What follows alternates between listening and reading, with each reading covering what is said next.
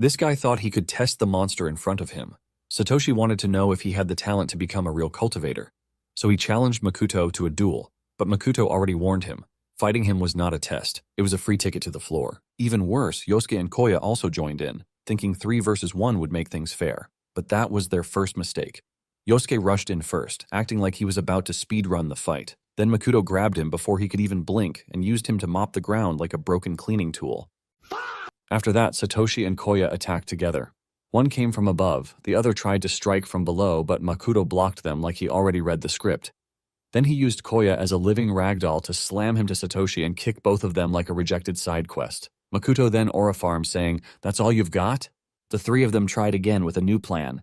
This time, they attacked from every direction at once, but Makoto only tapped his foot, and it caused a massive shockwave that stopped their attacks. He then fixed Yosuke's gut by punching it and Koya's chin through professional chiropractic adjustment. Satoshi then used his last remaining powers and gave everything he had, thinking his last attack landed. But when the dust cleared, Makoto didn't even have a scratch.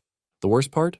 The fight ended in under 2 minutes, and Makoto never moved from his original spot. That's when Satoshi realized the gap between them was not talent, it was heaven and earth. Well, the reason is, our MC Makoto Yamori, the strongest cultivator on the Liyue continent, saved the continent from crisis by repelling the Demon King's army during the Dark Ages.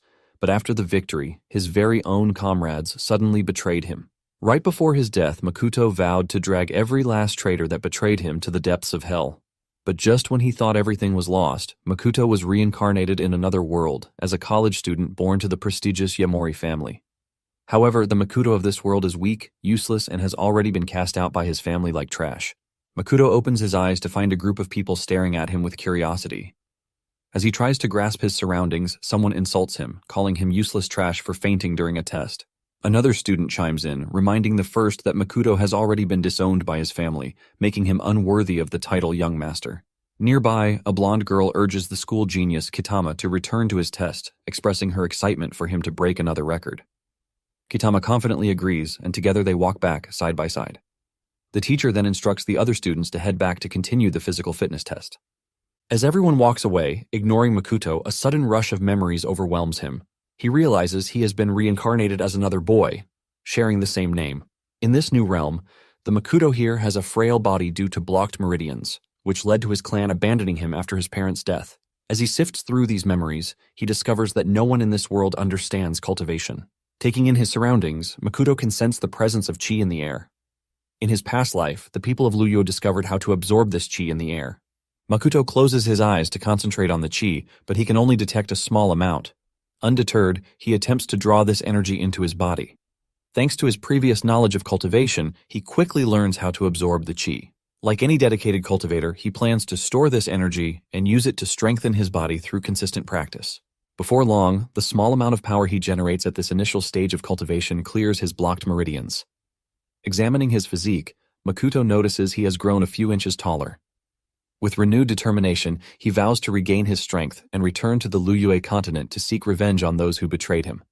But for now, Makoto's plans for revenge have to wait, because he is only in the first stage of cultivation. And it will take a while before he returns to being the strongest guy on the continent. To check out the changes in his body and determine his current strength, Makoto decides to participate in the school's physical test. He quickly heads back to the field to inform the teachers of his decision. The students immediately start mocking him for trying to interrupt Kitama's turn. Apparently, Kitama is the school's favorite, and he has also received a recommendation to a prestigious physical education university. Kitama joins the student to mock Makoto, calling him a prideless garbage. Makoto ignores all their mockery, believing his current strength is far beyond that of an ordinary human. One dude reminds him that everyone has dropped out of the race because no one wants to go up against Kitama. A short while later, Makoto and Kitama step onto the track, getting ready to compete against one another. As soon as the starting gun fires, Kitama takes off without hesitation. In contrast, Makoto leisurely counts down, intentionally giving the so-called Wonder Boy a head start. The other students erupt in laughter, once again ridiculing Makoto for being worthless trash. After 3 seconds, Makoto finally sprints forward, shocking the onlookers. In just a few seconds, he zooms past Kitama with incredible speed like the Flash. Basically, when cultivators first appeared on the Liyue continent, their abilities, both physical and mental, far surpassed those of ordinary humans.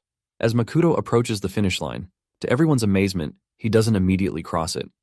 Instead, he begins counting down once more, allowing his rival to catch up. He grants Kitama an extra 3 seconds before finally crossing the line.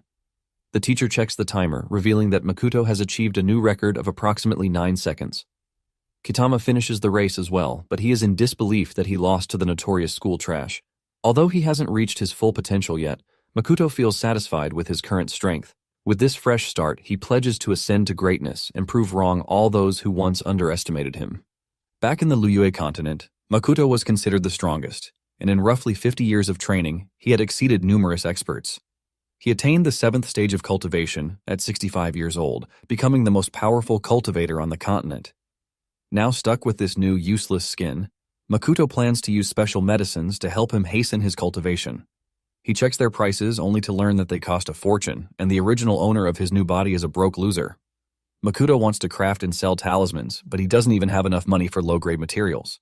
Not wanting to give up on his revenge plans, he decisively swears to find a way to earn money. Just as Makoto is still trying to figure out how to make money, Kitama, the field club captain, and his goons corner him in the bathroom. In the bullying squad, there is also Haru, the boxing club captain. Kitama informs Makoto that due to his racing stunt in the field earlier, he has to give them the required protection fee early. From his memory, Makoto recalls that they always extorted money from the original owner. Only last week, Kitama, Haru, Hota, and Akira had cornered him to collect money under the guise of a protection fee. Noticing Makoto's unsettling expression, Kitama feels uneasy and asks Haru to take charge. Haru, confident in his abilities, believes he can easily take down someone as worthless as Makoto with a single blow. He throws the first punch, but to their surprise, Makoto dodges effortlessly. The previous Makoto would have simply endured the attack, but this is a breeze for the new and improved Makoto. After evading Haru's strike, he delivers a powerful punch that leaves Haru with a facelift. Next, Makoto turns his attention to Akira, kicking him aside like discarded trash. Hota and Kitama stand in shock, unable to believe this is the same spineless Makoto they once mocked. Makoto glances at them and casually asks if they are now terrified. Instead of retreating, Hota and Kitama rush to attack him. However, he easily grabs their wrists, stopping their attack midway. With such ease, he crushes their wrists, leaving them screaming in pain. Makoto ignores their cries as he visibly relishes their misery. Unable to bear the pain anymore, Hota and Kitama frantically plead with him to stop. Makoto then releases them, effortlessly tossing them into a corner like discarded trash. By now, Kitama is terrified and trembling to the point that he pleads with Makoto to have mercy on them. Makoto agrees, but as he tries to leave, Haru suddenly charges towards him. This time, Makoto completely obliterates any remaining bones in his face with a single punch. He warns Haru that he won't be so lucky the next time he tries. Seeing the whole scene unfold, Kitama and the others almost crap their pants at the overwhelming sight of Makoto. Makoto orders them to return everything they took from him, leaving them confused. When he repeats himself again fiercely, Kitama screams in fear, promising to return them. He then pulls out a wad of cash and bows respectfully to present it to Makoto. After taking the cash, Makoto heads out of the bathroom, hoping they won't report him to anyone. However, since they look so terrified, he believes they won't have the courage to tell anyone. On his way out, Makoto decides to leave school soon, since it is inconvenient for him to continue while working to achieve his goals. He counts the cash and is satisfied that it is enough for him to purchase low-grade materials for crafting talismans, which he can sell to save up towards his goal of revenge. Afterwards, Makoto purchases the materials for his talisman and prepares to craft them. A talisman is an item used by low-level cultivators. He creates them by pouring spiritual energy into the materials to obtain their mystical effects. Even though he is just a chi-refining cultivator at the first stage, Makoto easily refines them, crafting a bunch of low-grade talismans. He plans to sell them and then find a suitable place for medicinal cultivation. Unfortunately, after 3 weeks, Makoto still can't sell even one talisman. He found a corner on a street to display the goods, but people stared at him with contempt. During his morning run, Makoto finds a severely injured dog on the street. He uses one of his healing talismans on the dog to test its effect.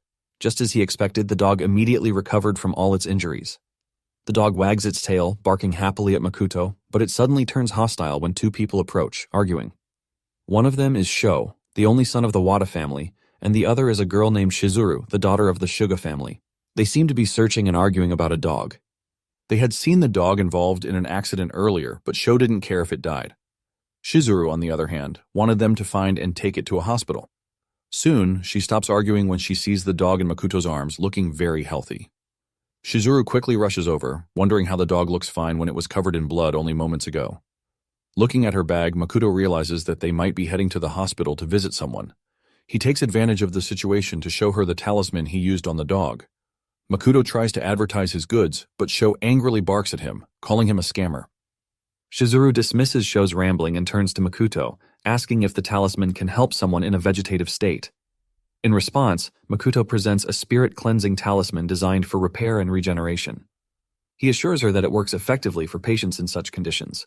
Sho finds this hard to believe and tries to convince Shizuru not to buy it, but she ignores him again.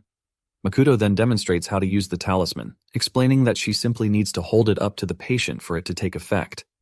He mentions that the larger talismans cost 400,000 yen, while the smaller ones are priced at 200,000. To everyone's surprise, Shizuru offers to pay 1,000,000 yen for all the talismans. Infuriated, Sho lunges at Makoto, demanding he leave.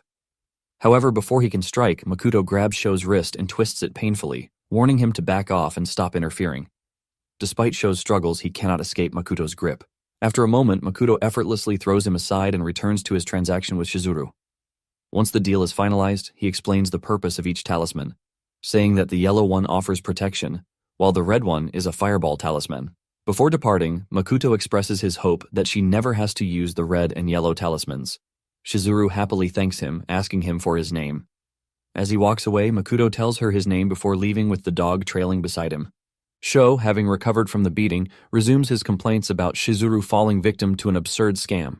While she trusts his words, Shizuru continues to hold on to the slim hope that it can help her mother regain consciousness.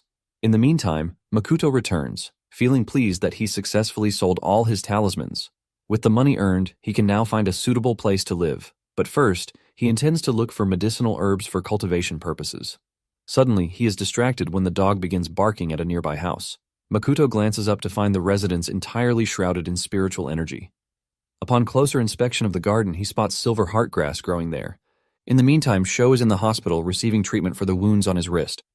As the nurse treats his wounds, Sho continues to rant angrily, vowing to destroy Makoto next time. In the same hospital in her mother's room, Shizuru receives a scolding from her father, Kenji, the councilman of Konkai City, for embarrassing the family by falling for a scam.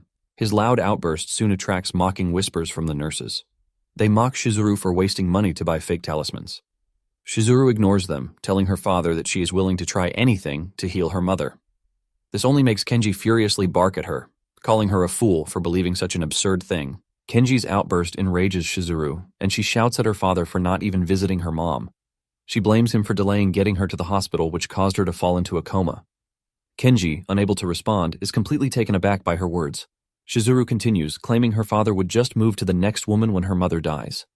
Now Kenji is furious and almost slaps her, but he stops midway. He turns to leave, expressing his disappointment at how insolent she has become. Before leaving, he informs her that a nurse will be coming to pull her mom off life support. Shizuru protests the decision, and grabbing her mom's hand, she presses the talisman into it. Suddenly, a bright light bursts from the talisman, and to her shock, her mother rubs her hair, calling out Shizuru's name. The whole thing also catches Kenji's attention, just as he is about to step out. Shizuru's mom, Yoko, looks at her daughter, remarking how she has grown thinner. Kenji then dashes out of the room to call a doctor. On getting outside, he shouts at the top of his lungs happily, informing everyone that his wife has awakened. The shocked doctor and nurse rush inside to run a few tests on Yoko. After the tests, the doctor informs them that Yoko should return to her daily life in less than 2 years. Shizuru shows them the talisman, explaining that it healed her mom, but the doctor refuses to believe her. Sho has also arrived to witness the commotion and finds the whole thing unbelievable. The doctor orders the nurse to contact the award-winning Professor Suzuki for further tests. Still in disbelief, Sho is now beginning to see the possibility that he may have been totally wrong about Makoto. Ignoring all the doubting Thomases in the room, Shizuru and her mom happily embrace each other. Looking at the remaining talismans, Shizuru promises to repay Makoto if she ever meets him again. In the meantime, Makoto has successfully moved into the house shrouded in spiritual energy. He looks around, satisfied with his progress towards returning to the Luyue continent to destroy all those who betrayed him. With renewed determination, Makoto vows never to forgive the traitors. Makoto believes that the day of his revenge can only come sooner, when he reaches the Chi refining stage 11. To reach this stage, he needs to acquire a spirit spring and spirit materials to help him attain the title of the strongest cultivator. Later that night, Makoto ponders how to increase his cultivation. From the look of things, he can feel the spiritual energy of this world withering gradually. If the energy vanishes completely, he will no longer be able to cultivate. Makoto wonders how he can find a place or item rich in spiritual energy to help him break out of the current situation. He had been worried about finding a spiritual spring or spiritual materials, but somehow he was lucky to find the silver heart grass growing in the garden. This grass is basically considered a spiritual material, and unlike ordinary medicinal herbs, it can be used to refine elixirs capable of increasing one's cultivation. Makoto believes that refining the berries from this grass into a pill might help him reach the second stage of cultivation. However, he fears that even the slightest mistake in refining the pill can also destroy his progress. Not wanting to wait for any unexpected situations, Makoto decides to start training immediately to stay prepared. The following day, he heads out to try and sell a few more talismans because refining cultivation pills is way too expensive. Makoto is minding his business, trying to keep his head down, when he suddenly notices a group of thugs keeping tabs on him from a distance. He had already noticed them watching him since the third day after he started selling talismans on the street. Makoto notes that there are a few more of them than usual today, meaning they might make their move on him soon. Deciding to face them head-on, he proceeds to pack up, but is suddenly interrupted by a girl who calls his name. The girl says she has been worried about him since he suddenly stopped attending school. While Makoto tries to recall who she is, the girl rambles on about all his problems, including subtly calling him a broke loser. After searching his memories, Makoto recalls that the girl is Mochiyama, who once stood up for the previous owner. She offers to lend him money so that he can return to school, but Makoto completely ignores her and leaves. She tries to call him back, but he refuses to answer, making her suspect that something must have happened to him. In the meantime, Makoto keeps walking while quietly counting the number of thugs targeting him. After counting about 10 of them, he slips into an alley confident he can take them all at once. Seeing him take a detour, the thugs quickly chase after him, holding daggers. A few moments later, they catch up to him in a lonely alley with a dead end ahead. Thinking they already have him pinned down, the thugs relax confidently, declaring that he has nowhere to escape to. To their amusement, he confidently orders them to attack him at once, but none of them takes him seriously. Makoto asks why they have been watching him for days. He tries to make them reveal who sent them. The bald dude simply informs him that he pissed off someone powerful. Another dude questions why the young lady of the Amatani family took an interest in Makoto. Makoto is a bit confused, but he soon recalls that Setsu, the young lady of the Amatani family, was engaged to the original owner.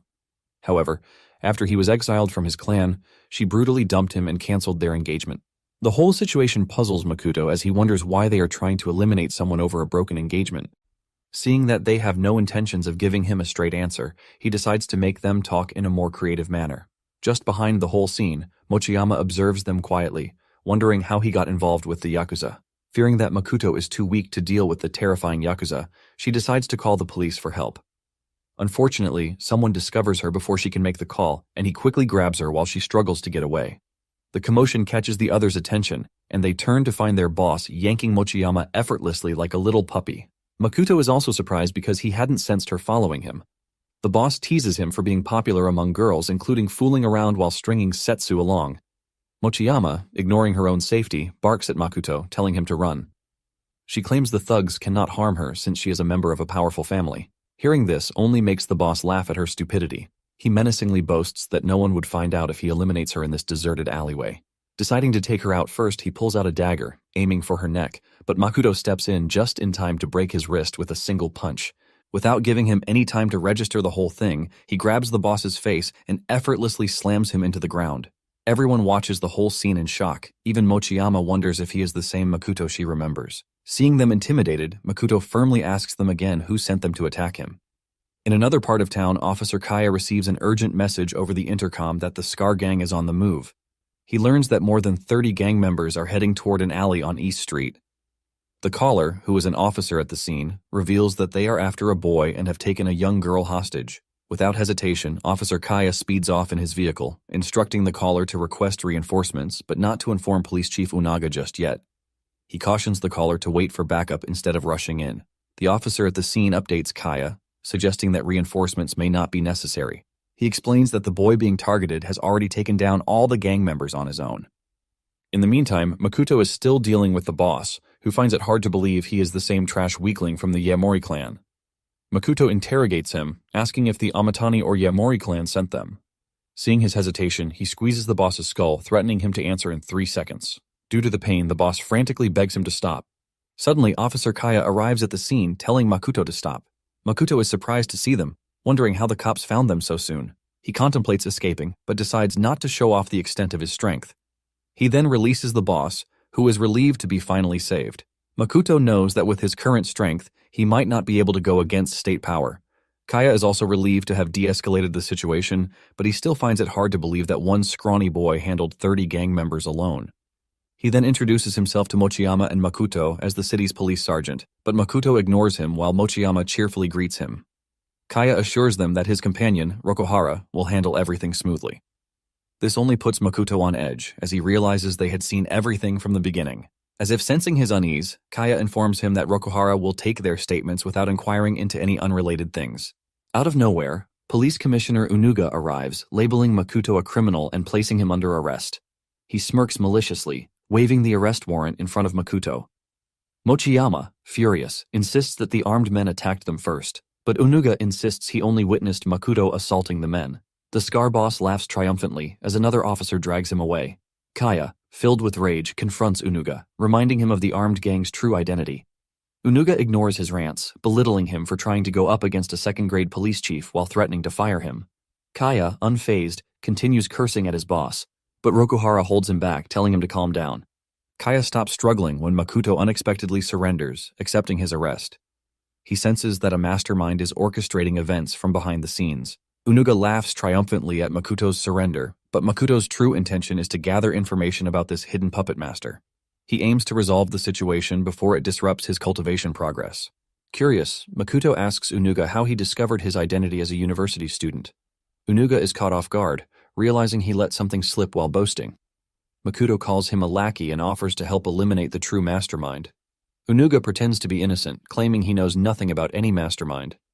As he turns to leave, Makoto reveals a button, leaving Unuga in shock, wondering when Makoto had time to pull out the button. As another officer slaps the cuffs on his wrist, Makoto casually warns Unuga that next time, he will take more than a button. Unuga considers this disrespectful and vows to remember it. Back in the prison cell, an officer draws the attention of a prisoner inside, informing him that the target will arrive soon. He informs the fierce-looking prisoner that his job is to eliminate the target. Moments later, Makoto is escorted into the same cell. From the expression on the faces of the two guards, he senses that they plan to lynch him, but Makoto is not worried. He soon notices the prisoner hired for the job, quietly watching him from a corner. For a moment, Makoto wonders if this stranger is also the mastermind behind the setup. Before he can think further, the prisoner slowly stands up and begins rambling about justice and fate, ranting about some self-righteous nonsense. He introduces himself as Funaki and openly admits he was paid to eliminate Makoto. Clearly enjoying himself, Funaki tells Makoto not to resist and to accept his end quietly. Makoto steps forward, unfazed, and calmly asks who hired him. Since entering the cell, he had sensed something unusual, and it was the prisoner radiating an aura called Reiatsu. Without hesitating, Funaki attacks Makoto, preparing to send him to the afterlife. To his utter shock, Makoto vanishes into thin air just as the strike closes in on him. In the next instant, Makoto reappears beside him and slams him into the ground with a single palm strike. He confidently states that the weaker one here is Funaki. Refusing to back down, Funaki grabs his heels, hurling him into the air, but that does nothing to harm Makoto. Seeing him land effortlessly, Funaki finally realizes he may have underestimated his opponent, but that doesn't stop him from boasting. Ignoring his loud mouth, Makoto swoops in swiftly, striking him down with a single punch. Funaki is shocked by the overwhelming power of the punch. Without letting him regain his composure, Makoto drops in from above to deliver the final blow. Funaki tries to block the attack, but Makoto's kick is just too powerful.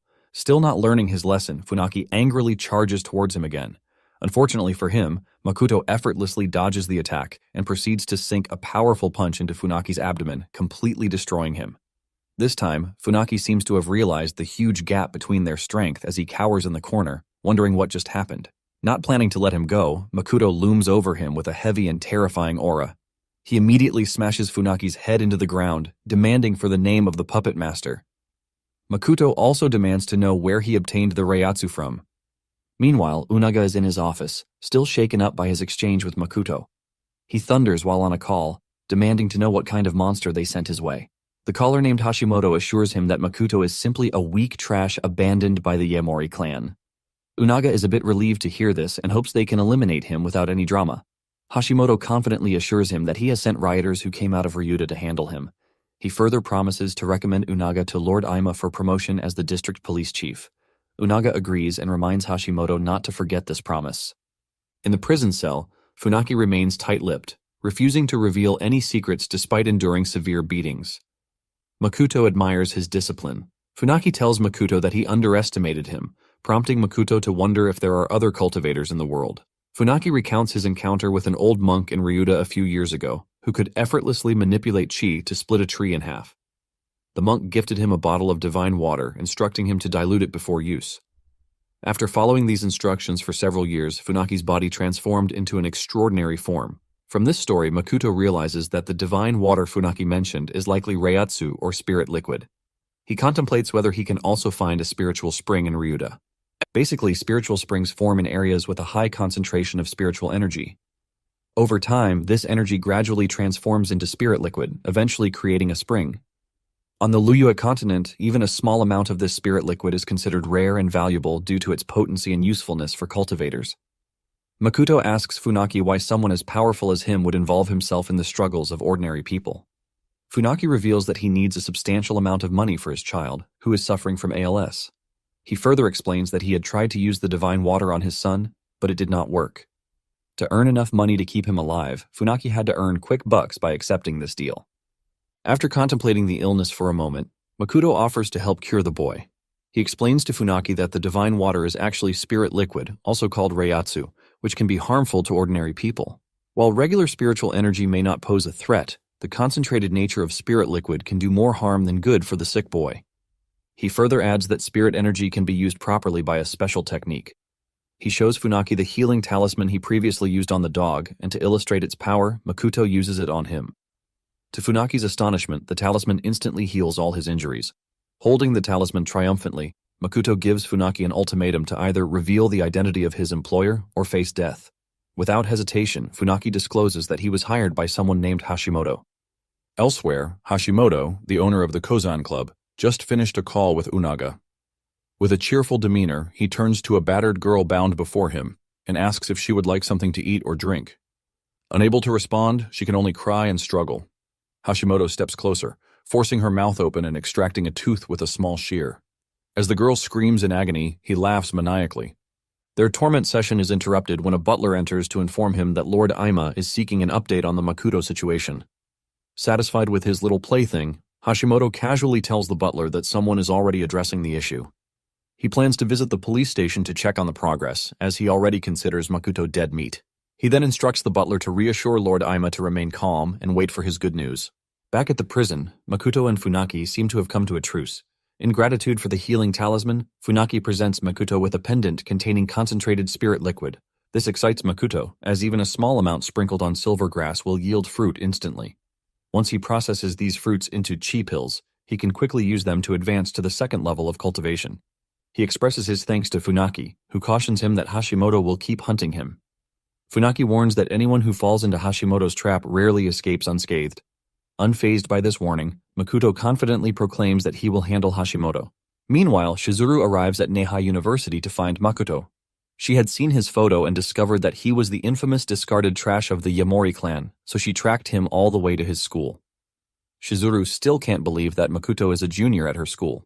She quickly heads to the president's office to learn more about him. The president of Neha University just happens to be Jin, Mochiyama's uncle.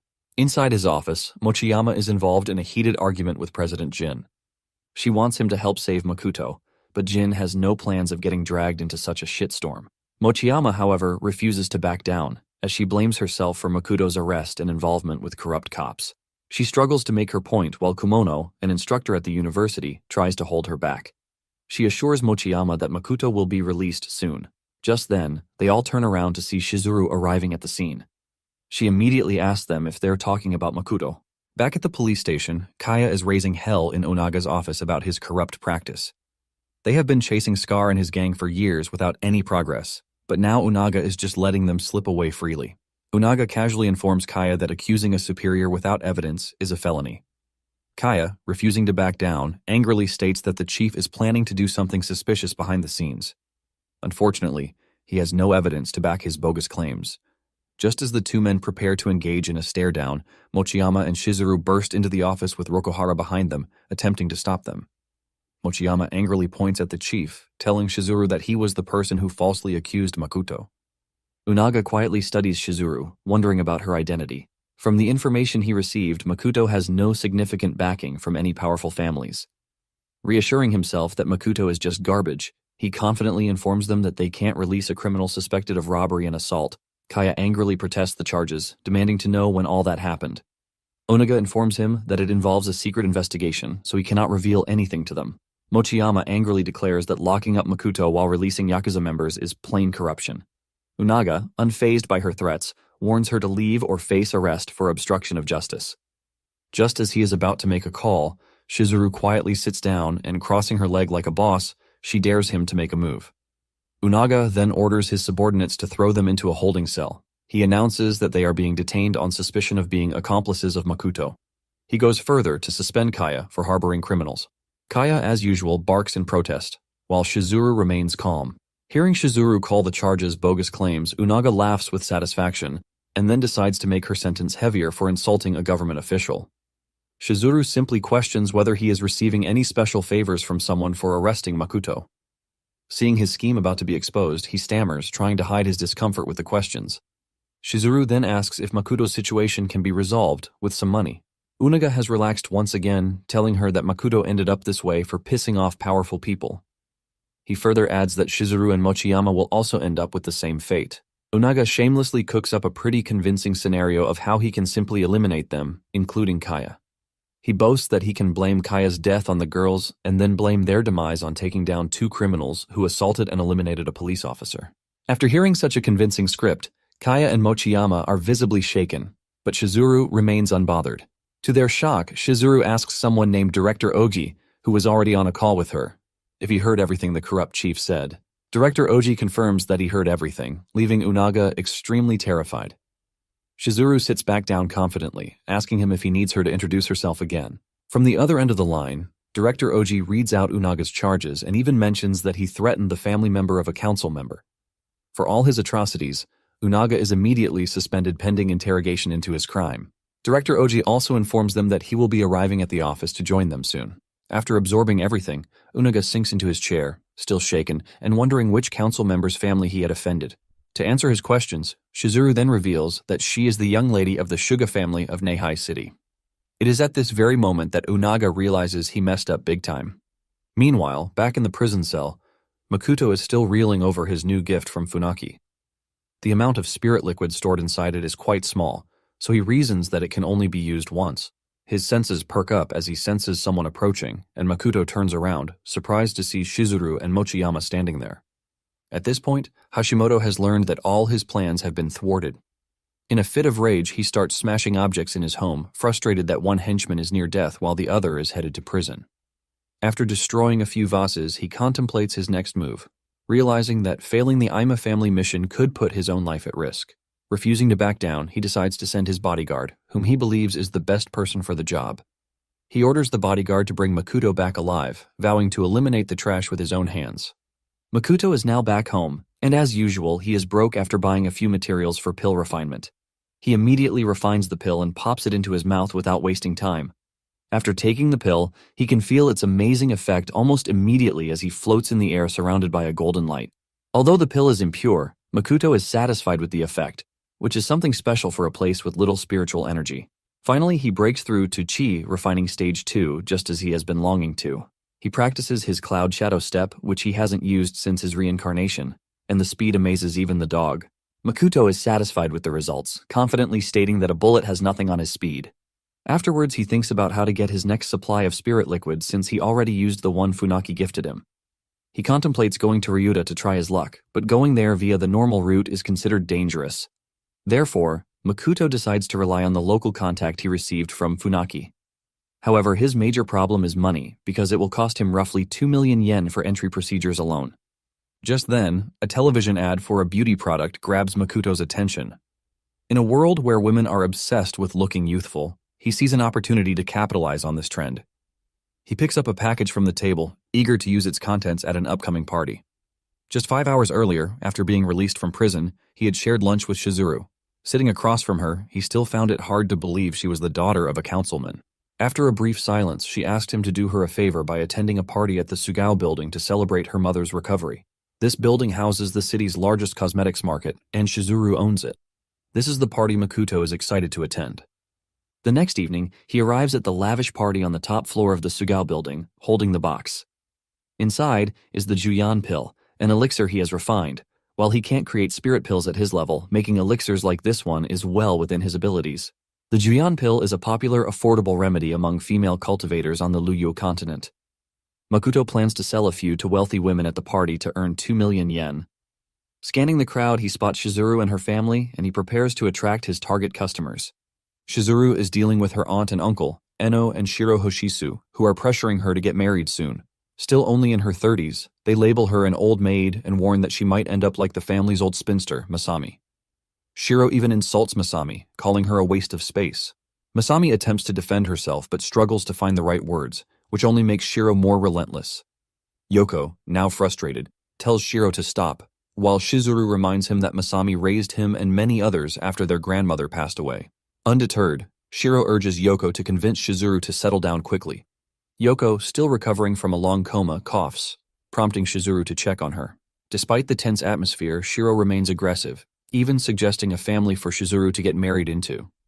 He warns that if she doesn't settle down, she might become defective goods. Masami tries to voice her opinion, but Shiro cuts her off, adding that no cosmetic product can restore her youth. At that moment, Makoto seizes the chance to speak up. He criticizes Shiro for insulting Shizuru, a prominent figure in the cosmetic industry. Furious, Shiro calls for security to remove Makoto from the venue, but Shizuru informs everyone that he is the one who saved Yoko. Yoko takes Makoto's hand to thank him for selling the talisman to Shizuru. Shiro is disgusted by the mere sight of Makoto and accuses him of being a scammer. He claims that Yoko woke up from the coma purely due to medical science. Ignoring all the snide comments, Makoto introduces himself as a researcher and business partner of Shizuru. Even Shizuru is surprised by the title of her business partner. The onlookers erupt with disdain, telling him he has nothing to add about their discussion concerning the restoration of one's youth. Makoto confidently displays his box, promising to show them something good. He hands Masami the box, inviting her to swallow the Juyan pill. Shiro is the first to doubt him, suspecting it might actually be something poisonous. Masami stares blankly at it, wondering if she can truly eat the pill. Shizuru assures her that she can trust Makoto, and Yoko also supports her. The crowd breaks into whispers about the impossibility of a rejuvenation pill existing. To give her a push, Makoto whispers in Masami's ear, asking if she doesn't want to regain her wasted youth. Thinking about how all the ungrateful leeches she spent all her youth on have been ridiculing her for so long, Masami decides to take the gamble. To everyone's shock, she picks up the pill and pops it into her mouth.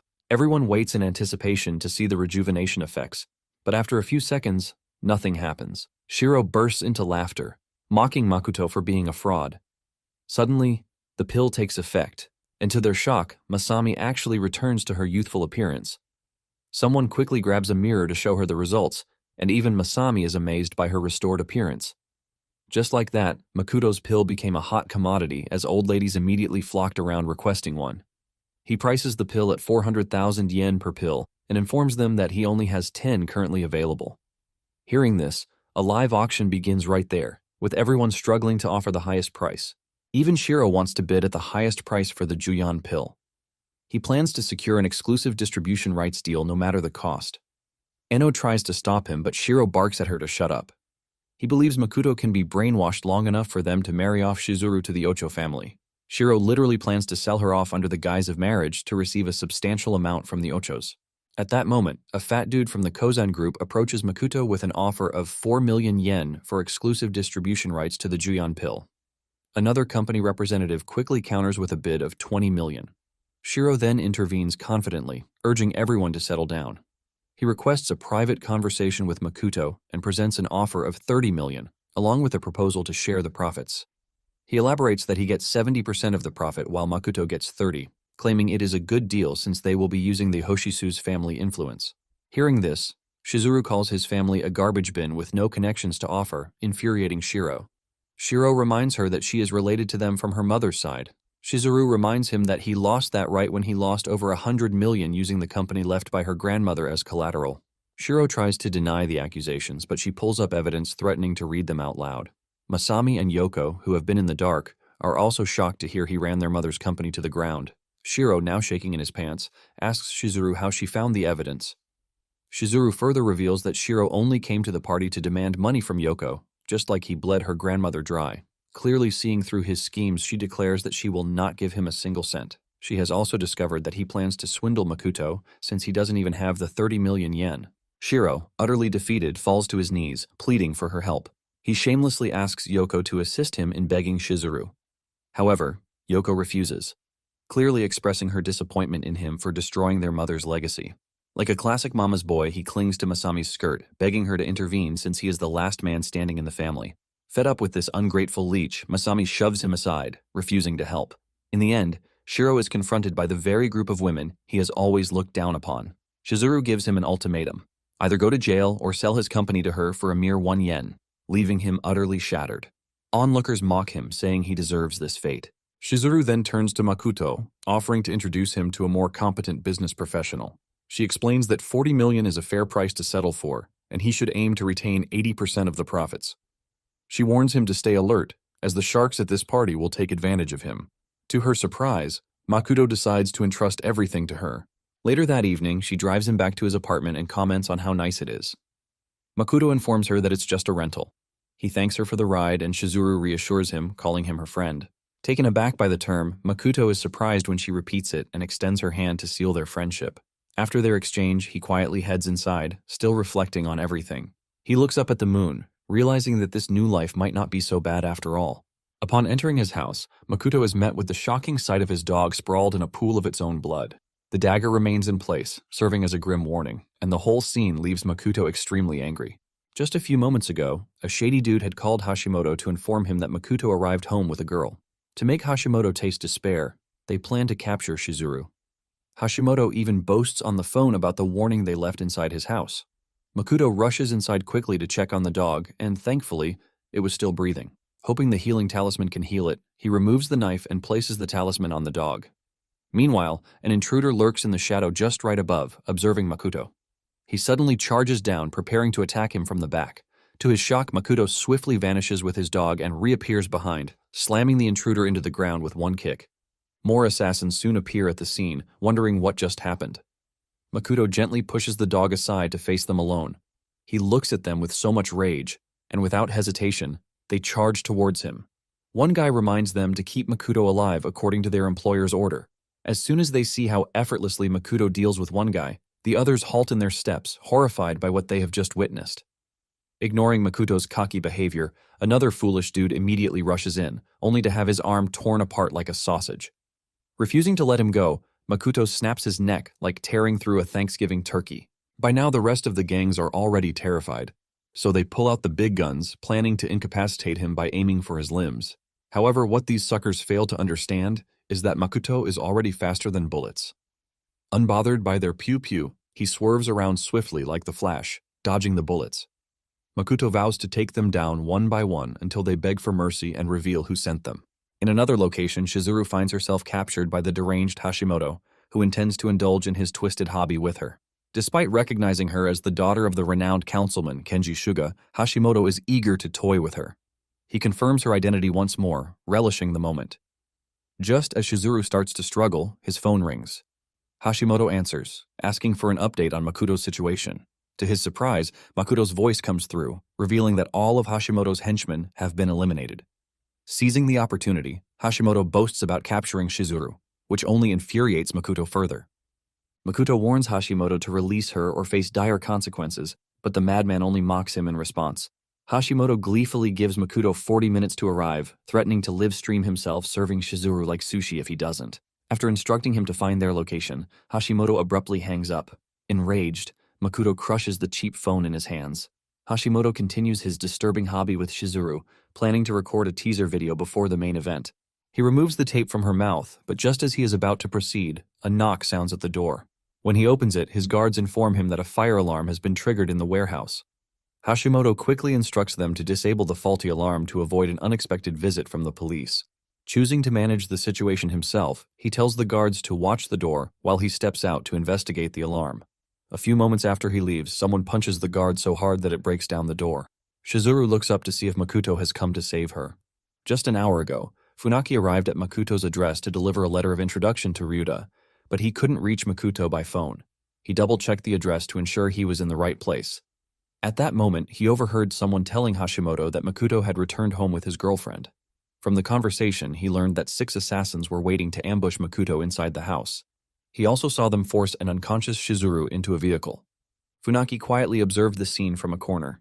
Once the vehicle left with Shizuru, he hopped on his bike to follow, planning to send the coordinates to Makuto later. Upon arriving at a private mansion, Funaki finally managed to reach Makuto.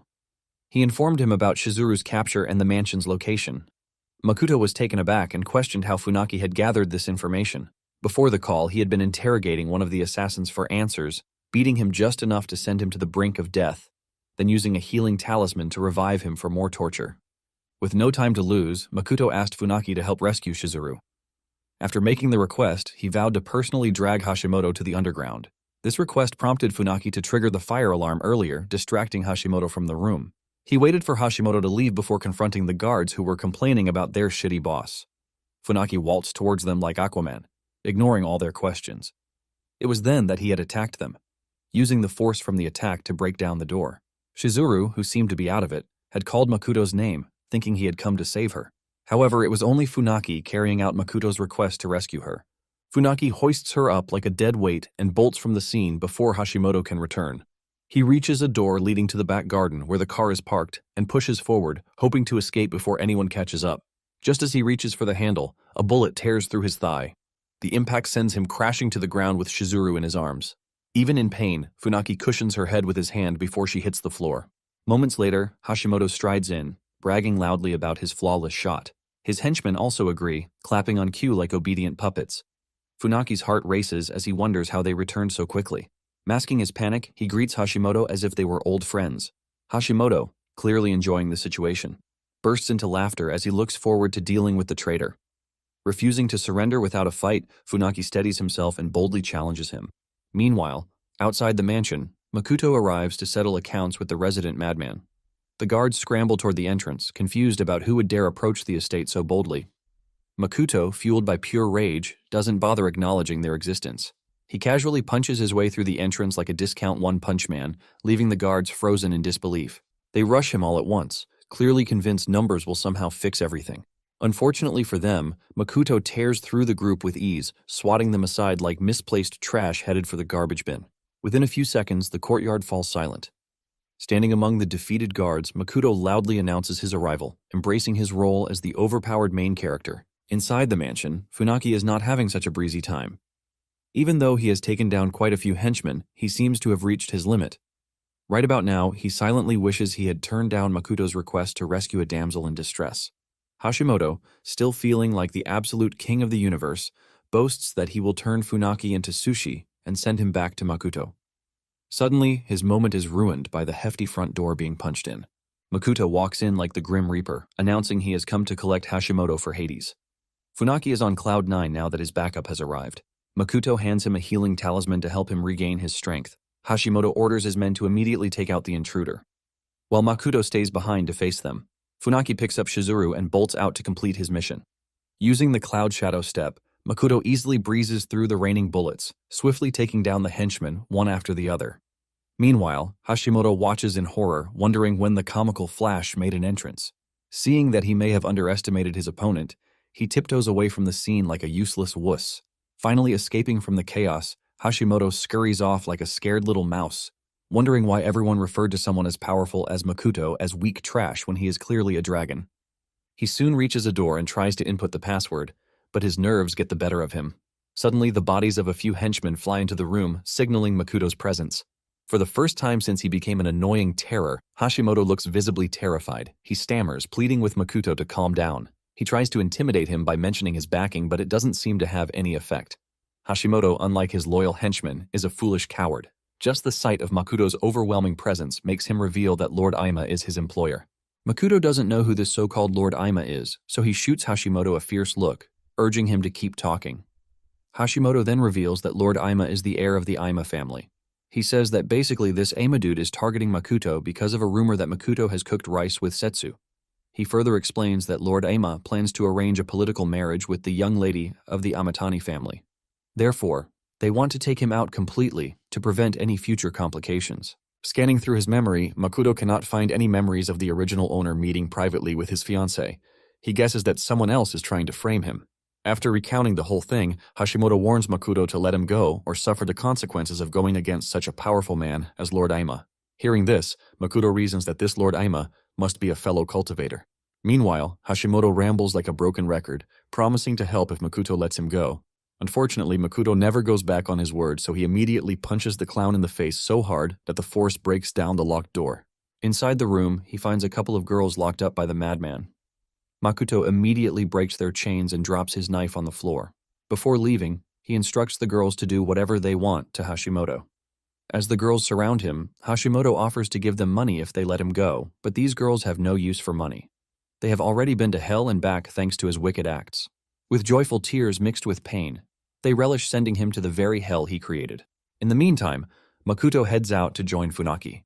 He applies a healing talisman on Shizuru, and then tells Funaki to leave before the police arrive. He had called the police earlier before coming to the mansion. He plans to head back home after safely handing Shizuru over to the police. Funaki asks him about his next plans, and Makoto reveals he will look into Ama and everyone else targeting him. He stops mid-sentence, realizing he might be outnumbered if he digs further into this whole conspiracy. After the whole Hashimoto melodrama, Makoto is back to his usual uneventful days. However, he is still bothered about the main mastermind. While throwing a few push-ups, he resolves to find the culprit and crush him as soon as possible. Soon, a knock on the door disrupts his training, and Makoto opens the door to find a messenger from Shizuru. He hands Makoto an invitation, along with a message that she will depart as soon as he is ready. Makoto stares at the invitation card curiously, wondering what her message means. After the messenger leaves, he calls Shizuru to ask why she also sent him a suit. She informs him that the invitation is from the Hoshisu family. Makoto is confused at this point, questioning why he needs to attend their party. Shizuru informs him that the Hoshisu family controls the biggest pharmaceutical group in the city. This means they need to get close to the family to market the Wonder Beauty pills. She also reveals that his ex-fiancée Setsu will be attending the party. This new piece of information greatly piques Makoto's interest. On the day of the party, Makoto arrives looking quite dashing. Shizuru quietly shows him Pierce, the general manager of Ace Group, and Taro, the board chairman of Kengo Group. She explains that they are big shots in the city's business landscape. Not knowing jack shit about the business world, Makoto wonders if they are also trying to get close to the Hoshisu family. Shizuru finds his comparison amusing, making her wonder why someone from a powerful family doesn't even know the basic power players in the city. She points out that most people here are desperate to build connections with even a relative of the Amatani family. According to Shizuru, they are especially looking forward to the arrival of the young lady of the Amatani family. Just then, the head of the Hoshisu family, Nana, arrives with the long-awaited Setsu trailing beside her. Makoto can sense spiritual energy radiating around this notorious ex-fiancée. He quietly studies her, wondering if she is a fellow cultivator. A lot of thoughts rush into his mind, making him wonder if this world has any special cultivation method he has yet to uncover. He notes that Setsu's spiritual energy is technically on display, and she doesn't even try to hide it. Since she might know Aima, he plans to ask her about it later. He then quietly stands beside Shizuru while she cheerfully greets Nana, the head of the Hoshisu family. Nana inquires about her mom's health, expressing her joy at Yoko's recent recovery. Shizuru thanks her, explaining that her mother is gradually returning to her old self. She then presents Nana with a Juyan pill as a gift from Yoko. Shizuru explains to her that they're the company's latest rejuvenation product. Nana, who seems to have heard about the Wonder Pill, excitedly blurts out the name. The nearby guests break into surprised whispers, discussing the outrageous price of the pill. Setsu immediately casts curious glances at the box.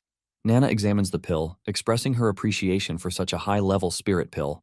She praises the person who refined the pills. Studying it further, she notes that it doesn't have any seals, making her ask Shizuru about its creator's identity. Shizuru immediately introduced Makoto as the pill refiner and her business partner. Both Nana and Setsu are surprised when Makoto introduces himself. Nana gleefully reveals that she used to carry him when he was a baby. She praises him for his skills and curses at the Yamori clan for being dumb enough to dump such a talented young man. Setsu immediately cautions her aunt to stop her from talking. She firmly explains that such a skill is useless to a noble family, adding that only one's cultivation level is useful. Setsu goes further, saying Makoto would have been ushered into the Amatani family if he had any useful cultivation. Hearing all these, Makoto finally realizes that the noble families of this world have already discovered cultivation. Nonetheless, it is still trash compared to the level practiced in the Liyue continent. After she finishes rambling, Makoto, Subtly mocking him for being useless, Nana is still not convinced by Setsu's argument. She believes that Makoto has done something memorable by refining the Juyan pills. She then asks him about the master who taught him pill refinement. Makoto thinks about it for a second, and his mind wanders to someone from his past life. With no other options, he responds to her, saying he has no master. Makoto explains that he only took up pill refinement as a hobby. Right when he is about to ask them something important, some loudmouth struts in like a peacock on display, wishing Nana a happy birthday. The guests cast curious glances, wondering who he is. Someone chirps in that the loud guy is actually Joe Aima, the heir of the Aima family. A sense of dread fills Makoto as he comes face to face with his notorious pursuer. Sounding like some self-righteous arsehat, Lord Aima exchanges pleasantries with Nana. Like a classic lecher, his eyes soon land on Shizuru, and Nana introduces her to him. From his side eye, Makoto watches Lord Aima's greedy eyes, basically ogling Shizuru. Lord Aima then introduces himself to Shizuru, and like a perfect gentleman, he stretches his hand to shake hers. Already fed up with the whole scene, Makoto quickly grabs his hand, saying he has heard a lot about the famous heir of the powerful family. Lord Aima, pretending not to know Makoto, asks who he is. Although surprised by his pretense, Makoto wonders how long Lord Aima can keep pretending not to know him. According to his investigation, Aima is a cultivator, and Makoto wants to test that theory by using his spiritual energy to search for any trace of cultivation on him. Basically, cultivators can suppress this energy to hide their strength. The only exception is when they are unable to store spiritual energy, so the waves are never released. By releasing his own spiritual energy, Makoto plans to channel it into Aima's meridians to confirm if he is truly a cultivator. A few moments after searching, the result comes up empty, meaning Aima has no trace of spiritual energy in his meridians. This discovery surprises Makoto, making him wonder if Aima is not actually a cultivator. He soon forgets himself and grips Aima's hand too tightly, prompting him to quickly withdraw his hand in pain. Aima then hastily returns Makoto's greeting before ignoring him like sour milk to face Setsu. Makoto is still confused about why he couldn't sense any energy fluctuations on this dude. He didn't even feel any hint of killing intent in his brief exchange with Aima. Afterwards, everyone settles down to enjoy dinner. A butler soon announces that everyone should gather in the hall after their meal for a dance party. A few moments later, the dance party begins, but Makoto can't concentrate on anything. He has been thinking about Hashimoto and whether he lied about Aima being a cultivator.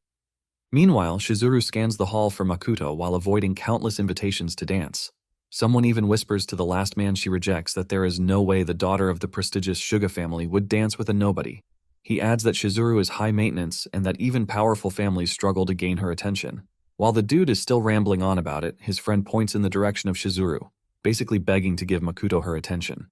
The whole scenario of Shizuru inviting him to dance with her leaves everyone in shock, including Setsu. Somewhere outside, Aima heads to his car, and before entering, he warns the guards that no one is allowed to come near his vehicle. Inside the car, the guards can hear strange noises coming from inside. The guards start whispering among each other, wondering why he is always alone in the car with one of his bodyguards. Another dude chirps that all the chosen personal bodyguards of Aima eventually start acting strange and even end up not recognizing their own family. From their conversation, it is revealed that Lord Aima changes bodies every few days like tissue paper. Also, each swapped-out bodyguard usually acts like a totally different person. According to the rumors, one even disappeared completely. Meanwhile, inside the vehicle, the bodyguard slaps Aima, cursing at him for trying to hold another woman's hand in front of Setsu. Aima, with a panicked expression, frantically apologizes for messing things up. Suddenly, spiritual energy starts radiating from a ring on the bodyguard's finger. His face warps unnaturally, transforming into the real Lord Aima. He reveals that he only kept the fake double because of his slight usefulness. He then threatens to end the dude if he makes another mistake like today. A few moments later, Lord Aima steps out of the vehicle and invites two guards to follow him into the banquet hall. One of the guards stares suspiciously at the car, wondering what on earth happened to the other person inside. He notes that just like the rumors, a bodyguard always goes missing. Meanwhile, inside the car, the fake Aima has been bound and gagged. He struggles to free himself, but the ropes are tied way too securely. Soon, the fake dude bursts into tears, seeing that he can't escape his fate. Afterwards, the real Aima steps into the ballroom, pretending he didn't just pull off some serious alien shit in the car a few minutes ago. He cheerfully calls out to Setsu, but she is too engrossed with jealousy from watching her ex and his new beau dancing together. In fact, the whole hall seems to be focusing on Makoto and Shizuru. Aima follows her gaze to see what is holding her attention. Whispers erupt in the hall as people speculate about Makoto's identity. They wonder how anyone was able to conquer the notorious Ice Queen, Shizuru. Shizuru and Makoto seem to be drifting away in their own worlds. The music hits a crescendo, completely sending the duo to cloud 9. Mesmerized by the romantic moment, Shizuru commends Makoto for being such an amazing dancer, leaving him utterly speechless. She praises him further for matching the energy of the party atmosphere. Shizuru explains that it is the only way they can get the Hoshisu family's attention for their plans concerning the rejuvenation pills. Makoto is happy to turn heads with his dance skills since the original owner already learned ballroom dancing before he was kicked out. Combining that skill with his sense of balance from cultivation, Makoto is an absolute beast on the dance floor. Nana, impressed by what she just watched, asks Setsu if she knew that Makoto could dance. Always the sore loser, Setsu simply mocks him for being a useless commoner despite his dancing skills. Nana teases her, pointing out that she caught her watching them so intently during the performance. Ima also joins the conversation, prompting Nana to ask if he truly doesn't know Makoto. Ima assures her that they are only meeting for the first time today. However, Nana finds this claim rather suspicious. She wonders how the heir of a powerful family has not learned about this widespread rumor. Ima, trying to throw her off, cooks up some flimsy excuse, which Nana completely ignores. She muses over Makoto's talent for pill refinement. From her tone, he senses that she is trying to raise Makoto to the next level. Ima is threatened by this, and he stares at her with a sinister expression. Ima curses Nana under his breath. He only lets her run wild because of Setsu. He then sets his sights on Makoto, also cursing him quietly. In the meantime, the two gossipy dudes from earlier have discovered Makoto's identity. Ignoring the fact that Setsu can literally hear them, they discuss the love triangle between her, Ima, and Makoto. The silverhead mocks Makoto for throwing away the easiest way to level up. The blonde dude chimes in that the only path to redemption for the Yamori trash is for him to simp over Setsu. They also speculate that Makoto must be at this party to get closer to her. Setsu is fed up with all the trash talking and excuses herself from the table. Nana insists she stay longer, but Setsu claims she needs to rest. Instead of leaving quietly, she suddenly stops to confront Makoto. Makoto, clearly minding his own business, is confused by the whole scene. She barks at him like an angry Karen, warning him to discard his ugly thoughts about using her influence to restore the Yamori family. Makoto is even more confused and just stares at her as if she were an escaped loony. She turns to leave, telling him to use the money from pill refinement to focus on his life instead of trying to climb high places with a woman's influence.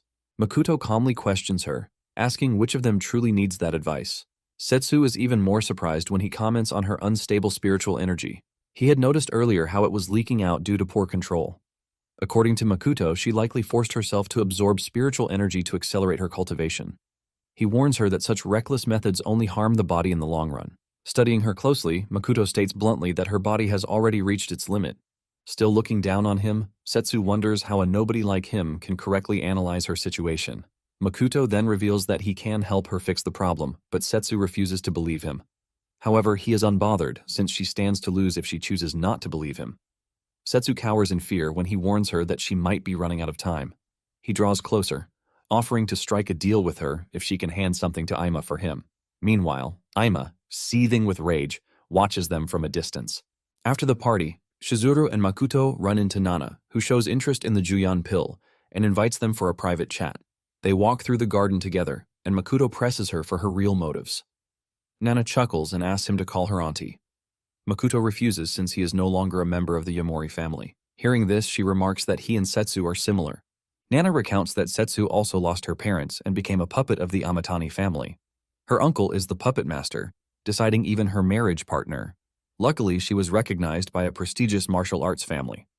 With their backing, Setsu received the opportunity to become a legendary cultivator. Nana further adds that unless Setsu can transcend the realm of a commoner, she will remain a puppet for her family. This whole gibberish about cultivators is simply confusing for Shizuru.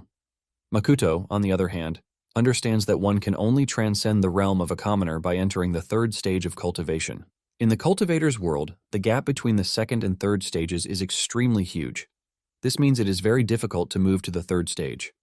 Makoto reasons that this must be why Setsu decided to take such drastic measures to quickly advance her cultivation.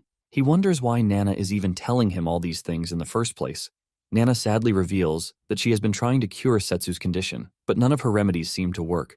She further explains that she found renewed hope when she discovered Makoto's Juyan pills. Shizuru cannot believe that the president of the Traditional Medicine Association trusts Makoto more than actual doctors. Makoto quietly reflects on Nana's words and the legendary cultivation brouhaha. He also notes that compared to the Liyue continent, the cultivation techniques here are crude. Snapping him back to reality, Nana declares that she is also interested in the Juyan pill distribution. Shizuru is excited because with the Hoshisu family's backing, their profits will skyrocket. Nana jokes with her, stating that she only likes money. After joking around for a bit, she pleads with them to help Setsu. She informs Makoto that Setsu had tried to rebel after their engagement was annulled. Makoto is stunned to hear this news. Just then, Aima catches up to pay his respects to Nana before leaving. He extends his hand to shake Makoto, hoping they can meet again sometime. Makoto grabs his hand to shake him back. He feels spiritual energy radiating through Aima the moment their hands touch. Makoto finds this strange because he hadn't sensed anything during their first encounter. After the exchange, Aima heads to his car, and a guard informs him that Setsu dropped a gift for him. Aima, happy to hear this, quickly opens the box to find an origami butterfly, leaving him confused. Unable to comprehend its meaning, he tosses it over to fake Aima, warning him not to open it without his permission. Reflecting on his meeting with Makoto, Aima still considers him the same weak trash. He then twists the spirit liquid ring again, declaring war on Nana and Makoto. The energy from the ring glows, turning him into a splitting image of Makoto. He grins wickedly, declaring to use Setsu to destroy Makoto and Nana. The fake Aima trembles like a wuss, and none of them even notice the origami glowing. At the top of a tall building, Makoto brandishes a glowing replica of the origami butterfly in his hand. He smiles with satisfaction, promising to meet Aima again soon. It is revealed that the butterfly origami is actually a tracking talisman, and right now, Makoto is using it to track Aima's location.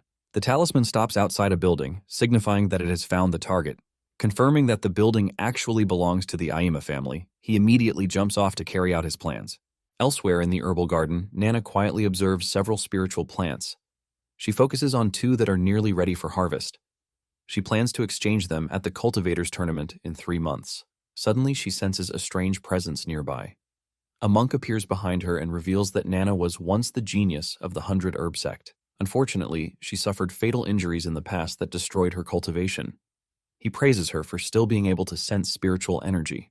From his words, Nana realizes he is a cultivator. She has also sensed more than one presence in the room, meaning she may not be able to escape if she faces more than one opponent. Sensing her intent, another monk asks why she is planning to flee. He assures her that even if she resists, they will not allow her to leave unscathed. While cautiously speaking with them to learn their purpose, Nana slowly moves toward a large tree in front of her. One monk asks her to follow them without resisting. The other adds that it would be easier to simply break her limbs. As Nana reaches the tree, she activates a purple herb growing at its roots, called the Overlord flower. Soon, a poisonous gas spreads from the plant, filling the area. The monks struggle to breathe, but Nana has already placed a green heart grass in her mouth to neutralize the poison. The poison is powerful enough to knock out an elephant, so she plans to escape while the 2 baldies are busy. Just as she is about to leave, a sinister figure enters the room. Nana senses shadow arts and immediately knows the person belongs to the hidden shadow sect. The shadow reaches out and restrains her. As the figure steps closer, he confirms it is the same sect that destroyed the 100 Herb sect. Nana struggles and demands to know who he is.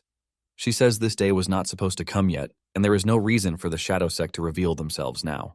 Then she turns and freezes because standing before her is Makoto. However, it is only Aima disguised as Makoto. Back at the Aima family building, Makoto hides in the shadows as the guards head out for a shift change. They argue about what to eat and joke about whether Aima is enjoying some premium meal inside. Once they leave, Makoto appears using the Cloud Shadow step. He activates the tracking talisman to confirm he has reached Aima's room. Inside, the fake Aima slurps cold ramen while watching an old recording of himself. He wonders how his life ended up this miserable, being treated like a worthless servant just because he looks like Aima has pushed him to the edge. Thinking about the constant insults from the real Aima only makes it worse. Unable to resist, he opens the gift box, and the talisman suddenly activates, nearly giving him a heart attack. He senses someone behind him and spins around, only to find Makoto standing there, making him fall in a panic. Makoto recognizes him as the first version he met at the party and asks if he remembers. The fake nods, terrified, and tries to throw around the Aima name. Makoto shuts that down quickly and demands to know where the real Aima is. Later that day, just along Makoto's usual route, a group of Aima's henchmen waits patiently for their big moment. On the phone, they confidently assure Aima that they will crush Makoto's limbs and deliver him like a takeout. Right on cue, one of them spots Makoto walking toward them. Makoto, meanwhile, is lost in thought, oblivious of their presence. He is still reflecting on his discovery that a spiritual vessel exists in this world. This leaves him wondering if a 4th-level cultivator is backing the nobles of this world. Basically, a spiritual vessel is a special tool infused with spiritual energy during its creation, granting it unique abilities. The stronger the spiritual energy used during forging, the higher the quality of the vessel. However, such tools can only be crafted by fourth-stage cultivators. Makoto believes that forging spiritual tools in this world is impossible due to its weak spiritual energy. However, he now has reasons to believe that the Aima family might actually have their very own personal spiritual spring. Makoto decides to resolve his beef with Aima before heading to Ryuta to find a spiritual spring. Just then, he finally looks up to notice the mob waiting for him.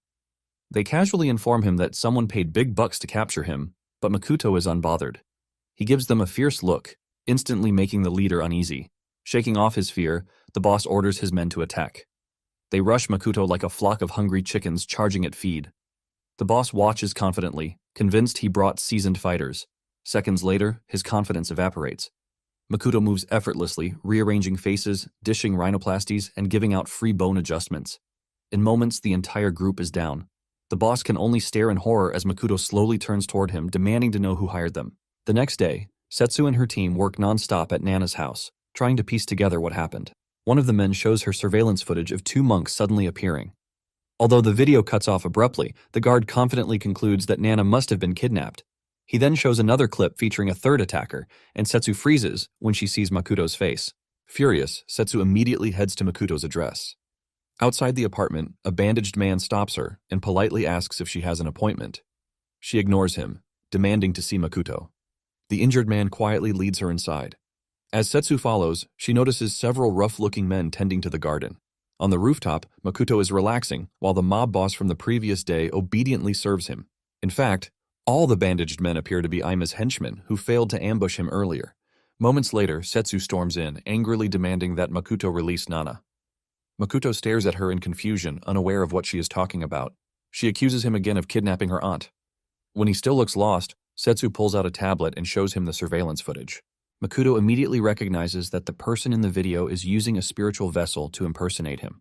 He quickly realizes that Aima staged this to drive a wedge between him and Setsu. As Setsu begins releasing spiritual energy, preparing to fight, Makoto calmly tells her that he was never at Nana's house at 1 in the morning. To prove it, he tells her to question Aima's henchmen, and the revelation makes Setsu relax. The mob boss then shows her his chat history with Aima, explaining how they were hired to capture Makoto. Finally convinced, Setsu asks how they plan to explain the footage. Makoto responds by showing her a video he recorded earlier of the fake Aima. He did it to save evidence of Aima's schemes. Setsu watches the video as Yasuhiro confesses to playing Lord Aima's body double. He explains that he is usually just a guard, but he attended the party earlier as a stand-in.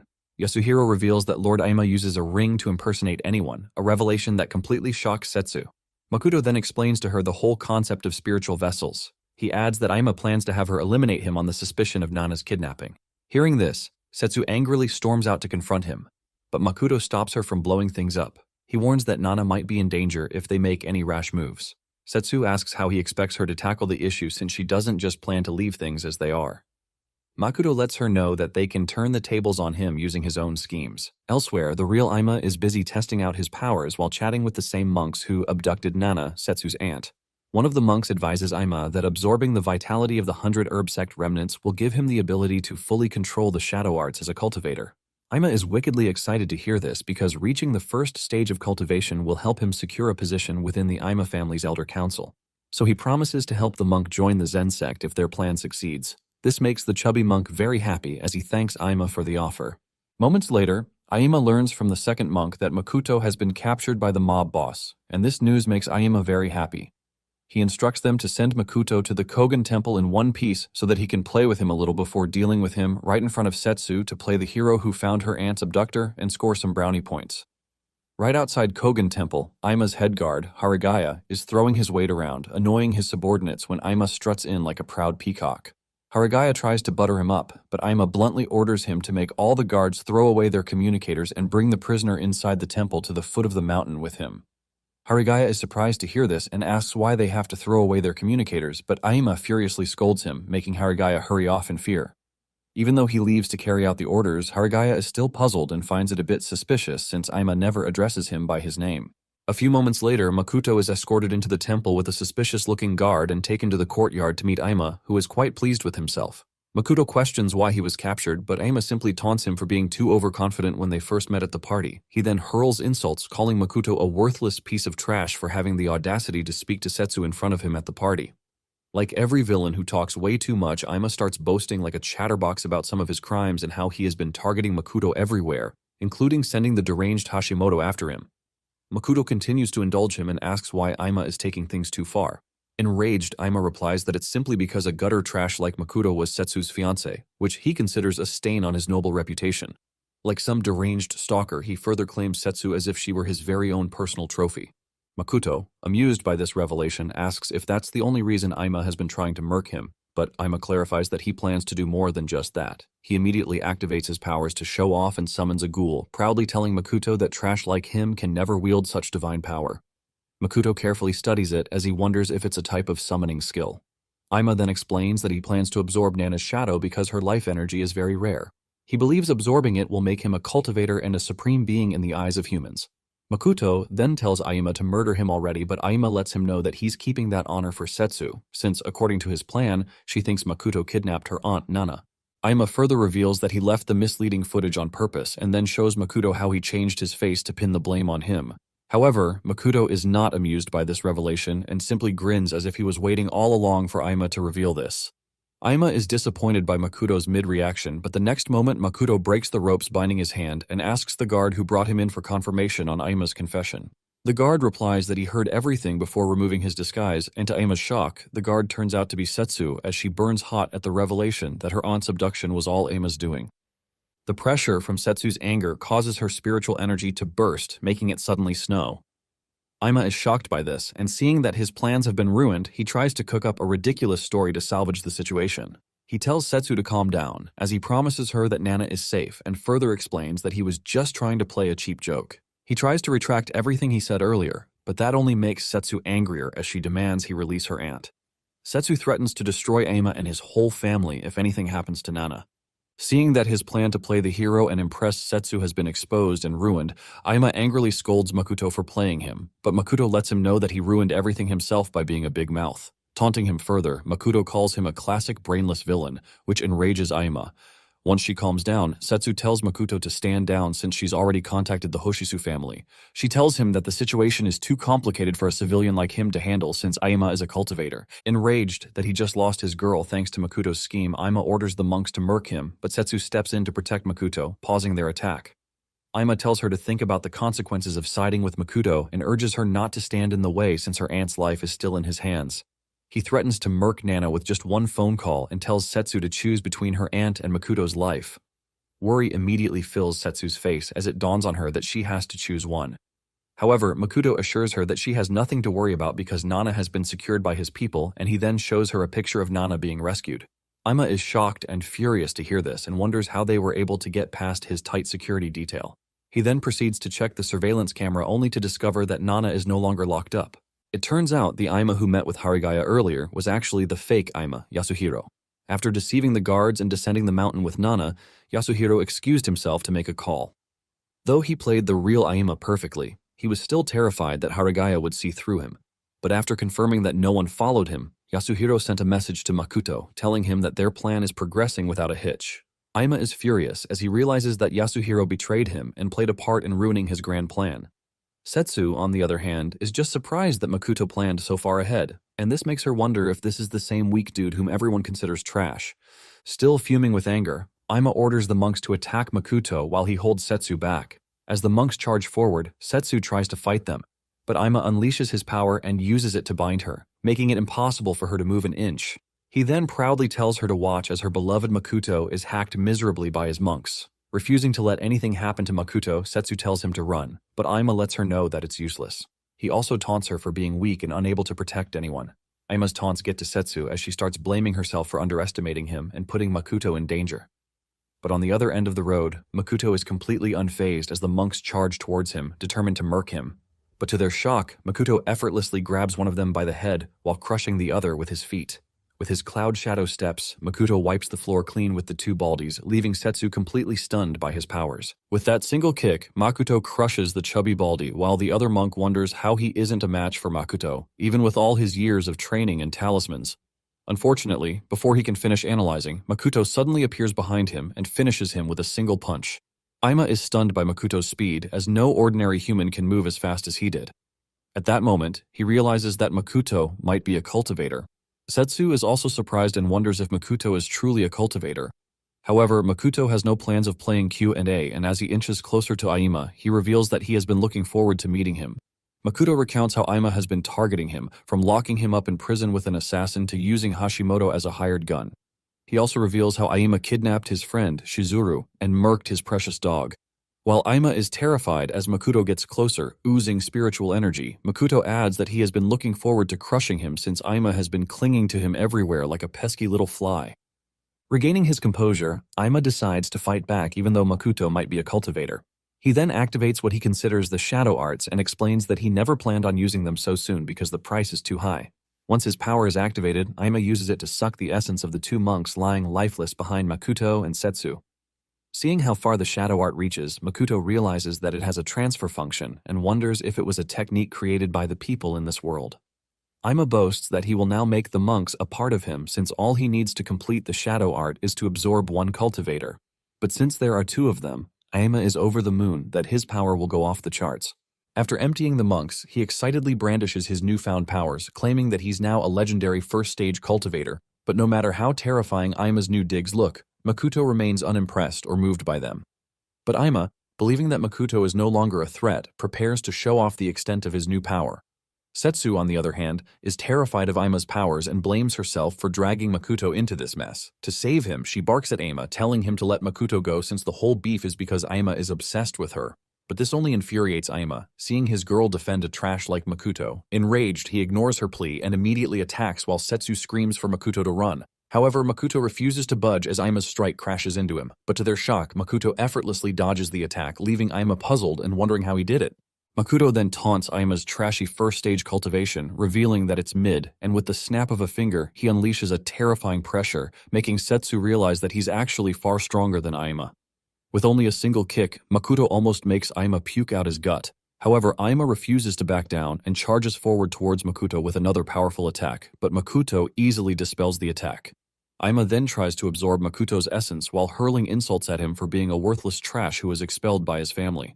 But even this doesn't move Makoto, as he dispels the attack and calls Aima's shadow art trash before punching his fist into the ground. With that single strike, Makoto captures the insect that was supposed to absorb his essence. Basically, the shadow art uses spirit insects as parasites to drain spiritual energy. But with a single snap, Makoto effortlessly crushes the insect, completely destroying Aima's so-called power. Aima is devastated by this and, like a wimp, cries out, questioning why a failure kicked out of a noble family is better than him. Refusing to be defeated by someone lower than him, Aima boasts about his family's power and even mentions that his great-grandfather is some powerhouse. He warns Makoto that his great-grandfather, who belongs to the Hidden Shadow sect, will definitely retaliate if anyone harms him. Hearing this, Makoto realizes that his earlier theory is true, and powerful cultivators truly exist in this world.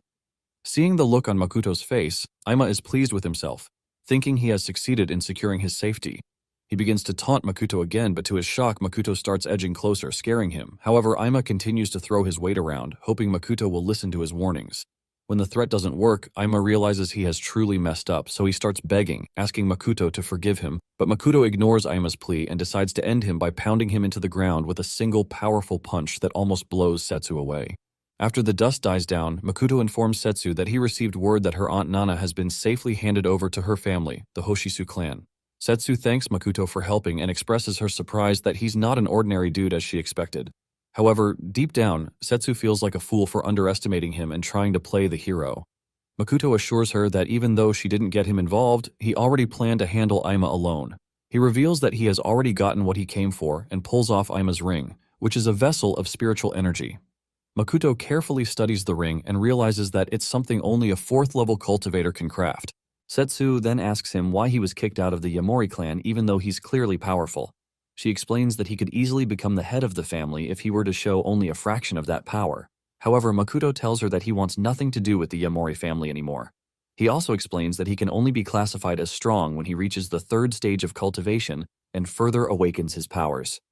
Hearing this, Setsu makes up her mind to also work towards that goal, no matter what it takes.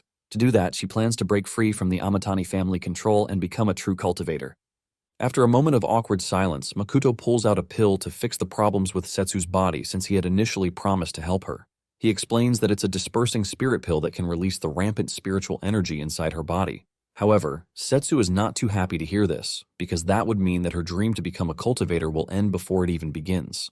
Makoto tells her that her body is already flawed because of the training she received, and if she doesn't take the pill, her lifespan will be shortened. Despite the warning, Setsu still hesitates because taking the pill means she will return to being just an ordinary person again. But to her surprise, Makoto lets her know that it won't happen as she expects. He explains that taking the pill is only the next step to learning what real cultivation looks like. A few days later, Setsu arrives at Makoto's house with her luggage looking like a very pretty homeless wet puppy. She then shyly reveals that she brought her belongings and will be living with Makoto as planned. But the dumb Makoto, who has zero romantic meter, is confused and bluntly asks Setsu why her face is all red. He wonders if it's a side effect of her problematic spiritual energy. Embarrassed, Setsu quickly replies that there's nothing wrong with her and immediately shoves him back inside. A few moments later, he shows her around the house and Setsu asks if he's going on a long trip. Makoto reveals that he is and explains that he doesn't know when he'll be back. Now that Aima is no longer on his heels, Makoto plans to head to Ryuda to search for the spirit spring. In the courtyard, Makoto tells Setsu about the Silverheart grass, which emits a mild spiritual energy. He urges her to train near it since it will be good for her body. He also promises to teach her a little about real cultivation before leaving and asks her to take care of the Silverheart grass and his dog while he's away. Setsu is delighted to see the dog, and she's even more surprised that a tough dude like Makoto keeps such a cute dog. When she asks him for the dog's name, Makoto is confused because he never thought of naming the dog. Setsu lets him know that having a name matters to every living being and advises him to choose a name. Without hesitation, Makoto decides to call the dog Roku, and the dog immediately barks as if recognizing the name. Makoto stares at the dog intently as he recalls a distant memory from his past life of the true Roku, whom the dog is named after. After freshening up that night, Setsu asks Makoto for her room, and he tells her to sleep in the guest room since he already cleaned it. Setsu then asks about his plans to handle the Aima family now that their heir is dead, but Makoto simply tells her that it has been handled. He reveals that no one will ever know of Aima's disappearance. Elsewhere in the Aima family, everyone gathers awaiting the arrival of their patriarch, and just as Makoto said, Yasuhiro has taken Aima's place in the family without anyone knowing. Even the head of the family, Tetsu, talks to him without sensing anything amiss, as they all await the patriarch to come out of seclusion. But deep down, Yasuhiro is terrified. Just then, the gate opens, alerting everyone as Aima's great-grandfather, Takuzo, steps out in style, riding a terrifying beast, and apparently he has been in seclusion for 5 years. Tetsu greets the old man and congratulates him on reaching the 3rd stage of cultivation. He even butters him up, calling Takuzo a legendary immortal, which greatly pleases Takuzo. When Takuzo notices Aima, he asks about the progress on handling Makoto. This terrifies fake Aima as he stammers, explaining that he failed to take out Makoto because he's useless and just ordinary. Takuzo is infuriated to hear this and lets Aima know that no one in their family is allowed to be weak. He threatens to take away Aima's place as the heir and decides to handle the situation himself. Takuzo then calls for 2 members of the Hidden Shadow Sect, Jogo and Chikage, and orders them to bring him Makoto's head at all costs.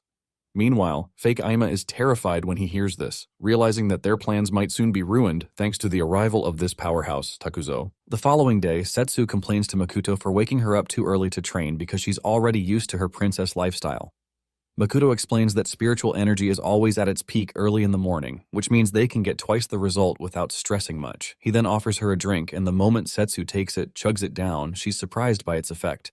Makoto tells her that it's just a simplified version of the pill he gave her, but it's better for her to take it in the form of a drink because the pill might be too overwhelming for her to take regularly. Since Setsu's body still needs gentle spiritual energy, Makoto made the drink by mixing a little of the pill with some veggies. Back in his former world, this recipe was used for underdeveloped babes, so Makoto did this because the human body in this current world is too fragile. Afterwards, he tells Setsu to get ready to head out as he plans to teach her about real cultivation. A few moments later, they end up in the park, and Setsu is embarrassed as people stare at them for being weirdos. She wonders if they have to train in the open, and Makoto explains that places like this, close to nature, are the best for getting spiritual energy. Soon, a couple of old geezers gather nearby, watching them and wondering if they're cultivating. Some of them even praise Makoto and Setsu as couples who indulge each other in their whimsical endeavors.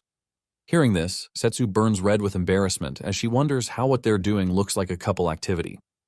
Makoto soon notices that she's distracted and calls her attention, instructing her to concentrate.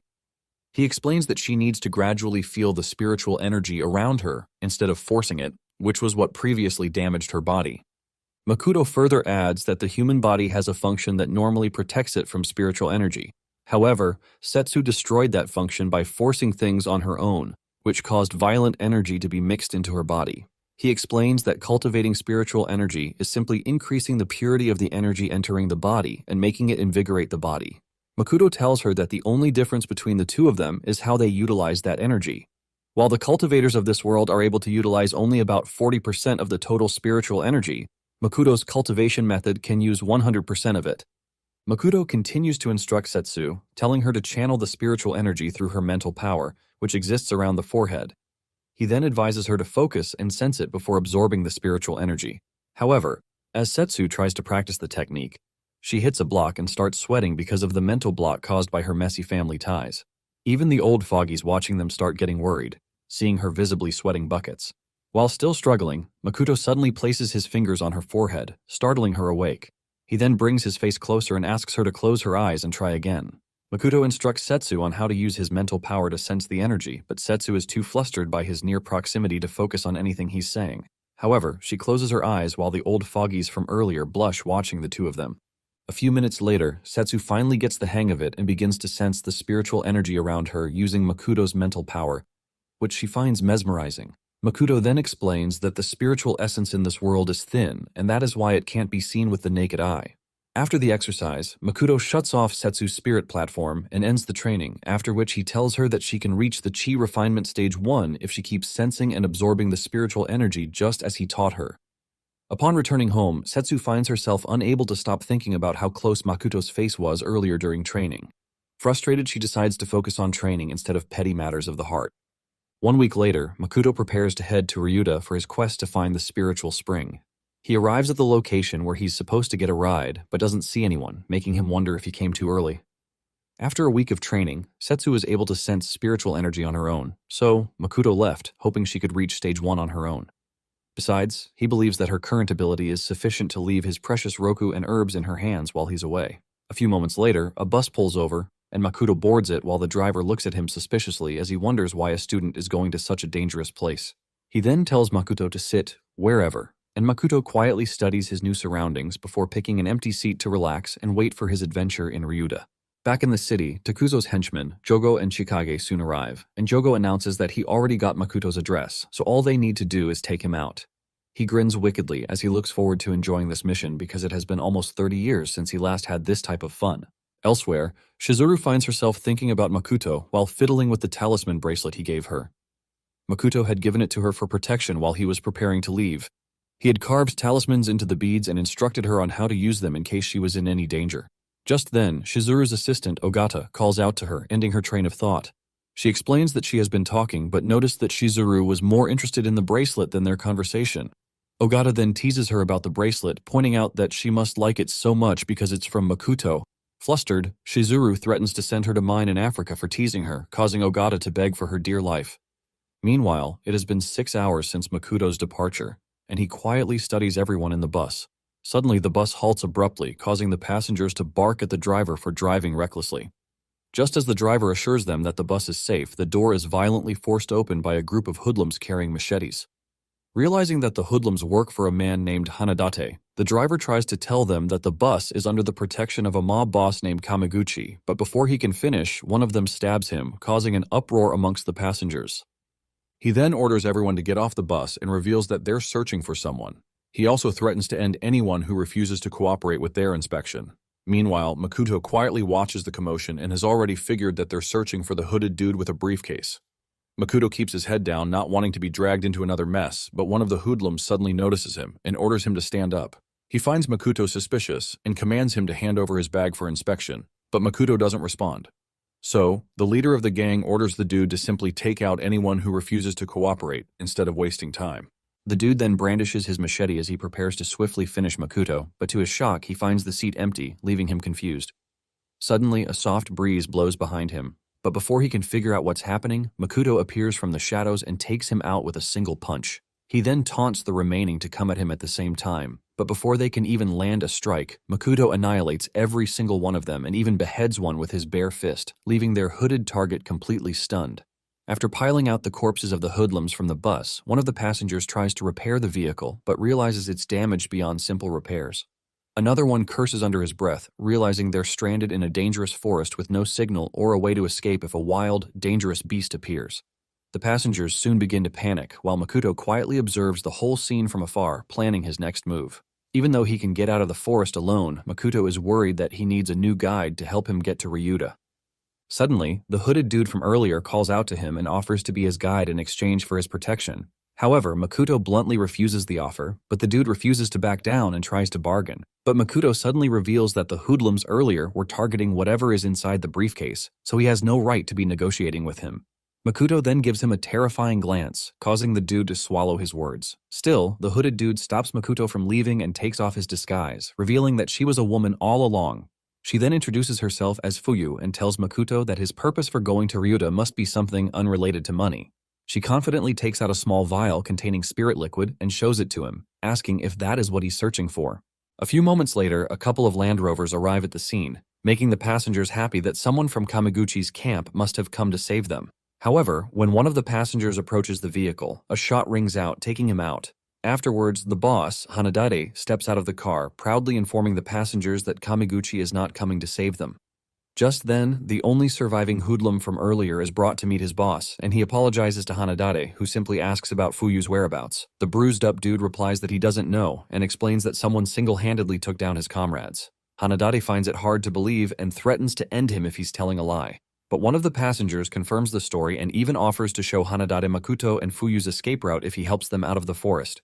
Hearing the sweet deal, more and more passengers happily offer to serve as witnesses, and one of them reveals that the hooded dude was actually a woman because he could tell from her smell. Hanadade is pleased to hear all this and urges the passengers to keep talking.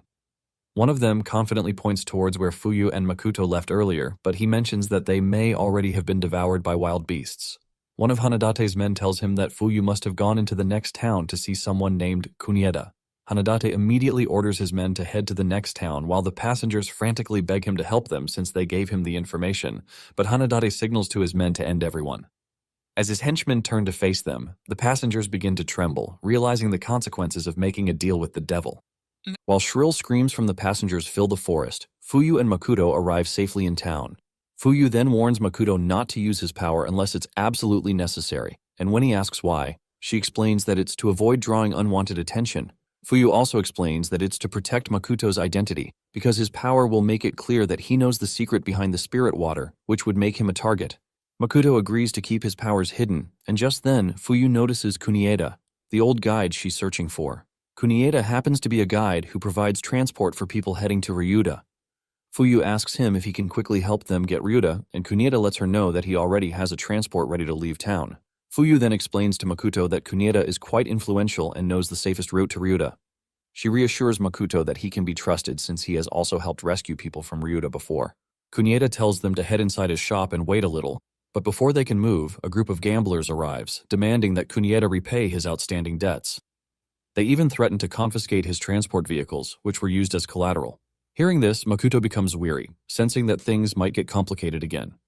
Kunieda tells the boss, Yamai, that he's busy and begs him to come back later, but Yamai refuses to leave until he gets the money.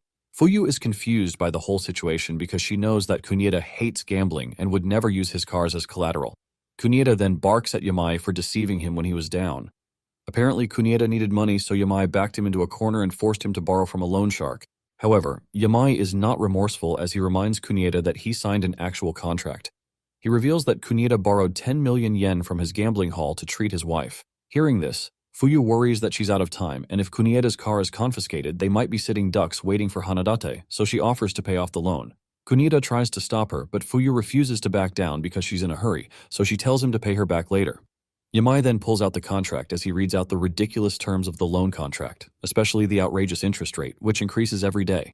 Since it has been 15 days since Kunieda borrowed the money, Yamai wickedly reveals that he has to repay them 130 million yen. Fuyu is furious to hear this, while Kunieda protests about the terms, which he has never heard of before. However, Yamai remains unfazed and proposes they settle it with a gamble if they can't repay the money.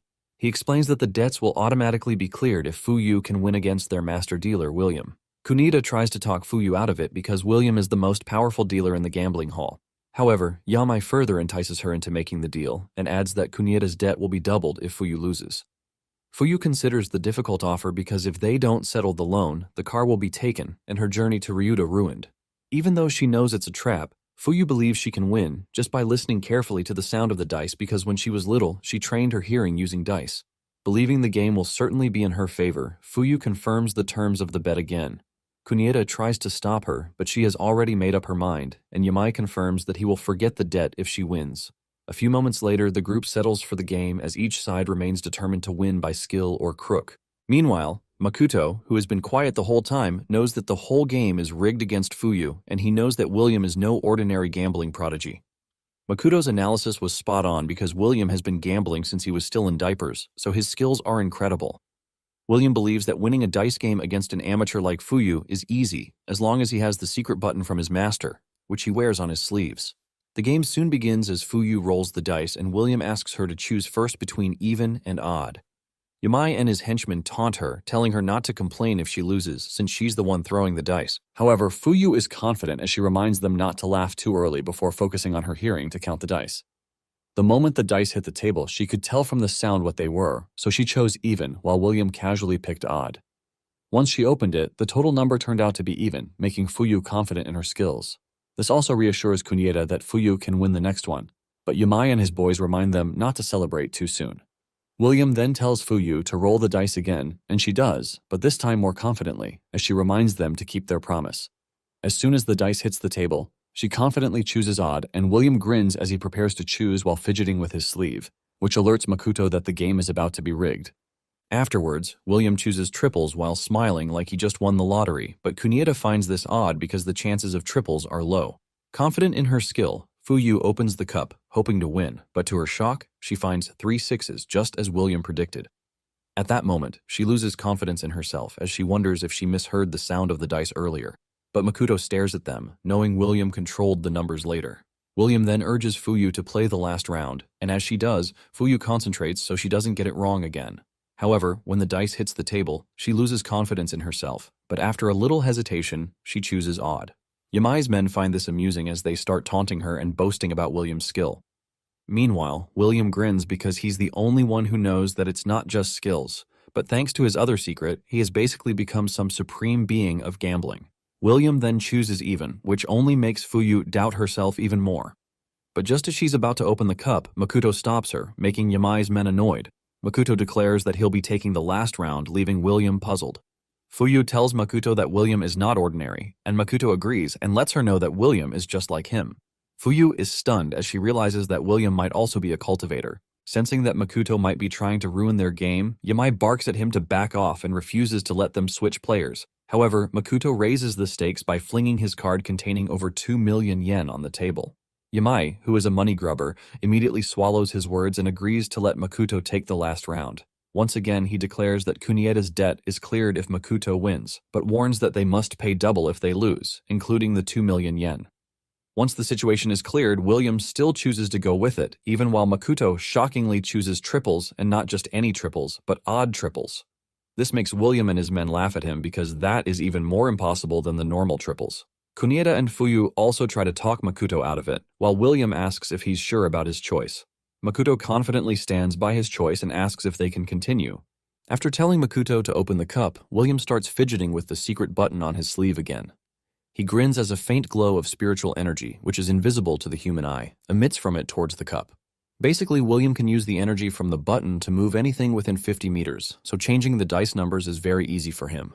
After making sure that the win is in the bag, William urges Makoto to open the cup, but to his shock, it turns out to be odd triples just as Makoto predicted. Everyone is stunned by the sudden turn of events, and one of Yamai's men even accuses Makoto of cheating. William is even more outraged and accuses Makoto of cheating, but Fuyu reminds him that he also won the last round with triples. Refusing to back down, William tells her that no one can roll triples as long as he's involved, and without realizing it, he unfortunately shoots himself in the foot by revealing that he can change the dice numbers. Seeing that he has William exactly where he wants him, Makoto chuckles and questions him about it before revealing that William has been controlling the dice with the button on his sleeve. However, he points out that William's little trick of switcheroo is quite laughable. William is stunned by this as he wonders how Makoto discovered his secret. Yamai, on the other hand, is pissed and questions why Williams lost the game. Fuyu is furious and barks at them for trying to rig the game, but Williams remains unfazed and refuses to take his L like a king. Like a sore loser, William decides to show them what happens when they cross him. He uses the spiritual energy from his secret button to attack Makoto with several small daggers. But to his shock, Makoto swiftly dodges and grabs him by the neck in the blink of an eye, leaving everyone stunned. Makoto then reminds William about their deal and demands them to hand over Kunieda's contract. William barks at Yamai, asking him to hand over the contract, but when no one responds, he shouts again with pure fear in his eyes. Yamai is confused by this as he wonders who Makoto is and why William is so terrified of him. But when William asks him if he wants to die, Yamai agrees to hand over the contract, realizing that the situation is more serious than he thought. After collecting the contract, Makoto slams William to the ground and sternly warns him to disappear with his cronies. William hurriedly agrees while still trembling like a wet puppy. While watching them leave, Fuyu asks Makoto what he did to make William so terrified, but Makoto tells her that he did nothing. Meanwhile, Yamai's guys are also wondering why William was shaking like a fish out of water, as they believe that Makoto can never take them on by himself. However, William continues to tremble as he wonders how Kunieda met such a terrifying person as Makoto. He stares intently at his ruined sleeve and wonders how Makoto was able to destroy his secret button, which even a bomb cannot break. William hurries off like a scared cat and promises himself never to come back. Meanwhile, somewhere outside Ryuda, Hanadate and his goons set up camp to wait for Fuyu. He asks one of his men about the preparations, and the dude assures him that Kunieda's convoy will surely pass this route on their way to Ryuda. He then grins wickedly as he stares at a weapon box that cost him a fortune, and he intends to use it to wipe out everyone on board the convoy. The following day, Kunieda thanks Makoto and Fuyu for helping him against the loan sharks. Fuyu assures him that he's the one helping them since they would have been stranded without his car. She also thanks Makoto for stepping in to prevent William from cheating, but Makoto lets her know that he also did it for the car. Kunieda then boasts about his cars and how he has been arranging transport to Ryuda for over 50 years. He even offers to drive them there himself, but Fuyu reminds him that he's no longer a stallion. Shortly after, Kunieda's convoy prepares to leave, and he bids them farewell as the vehicle departs. As soon as they leave, Makoto asks Fuyu why she left Ryuda in the first place, since it's her home. Fuyu explains that she did it to take out the briefcase in the place of someone named Satoshi. She further explains that Hanadate is targeting her because of what's inside the briefcase. When Makoto asks what's inside the suitcase, Fuyu tells him that she doesn't know and simply says it was entrusted to her by a cultivator. Somewhere in the same truck, some hooded dude named Chino tries to score some points with his companion, Rei, an heiress to the Ryuto group. Chino tells Rei to be wary of the people on the bus because they're just a bunch of dangerous lowlifes. Rei is stunned to hear this and wonders how Chino can tell someone's character just by looking at them. Chino confidently boasts that he's the successor to some secret cultivation style, which makes it possible for him to see through people's hearts. He then proceeds to tell what he thinks about their fellow passengers and paints everyone black, including a sweet old granny whom he reveals is a swindler. He also calls Fuyu a noisy, troublemaking bum. Rei studies everyone quietly and questions Chino's analysis because they simply look like ordinary people to her, but Chino assures her that he's the only one she can trust to help her find the legendary cultivator. He continues to boast that his master was a cultivator from Ryuda, which is why he's helping Rei out of the goodness of his heart. But unbeknownst to Rei, Chino is actually just a swindler who is trying to get close to her because her family's Ryuto group is the top conglomerate in the country. He doesn't even believe that cultivators exist and is convinced that Rei and her sisters are easy targets, so he plans to deceive them and score big. Meanwhile, his plans seem to be going well as Rei excitedly praises him and looks forward to meeting the so-called legendary cultivator. However, Chino is worried and wary of Makoto's presence.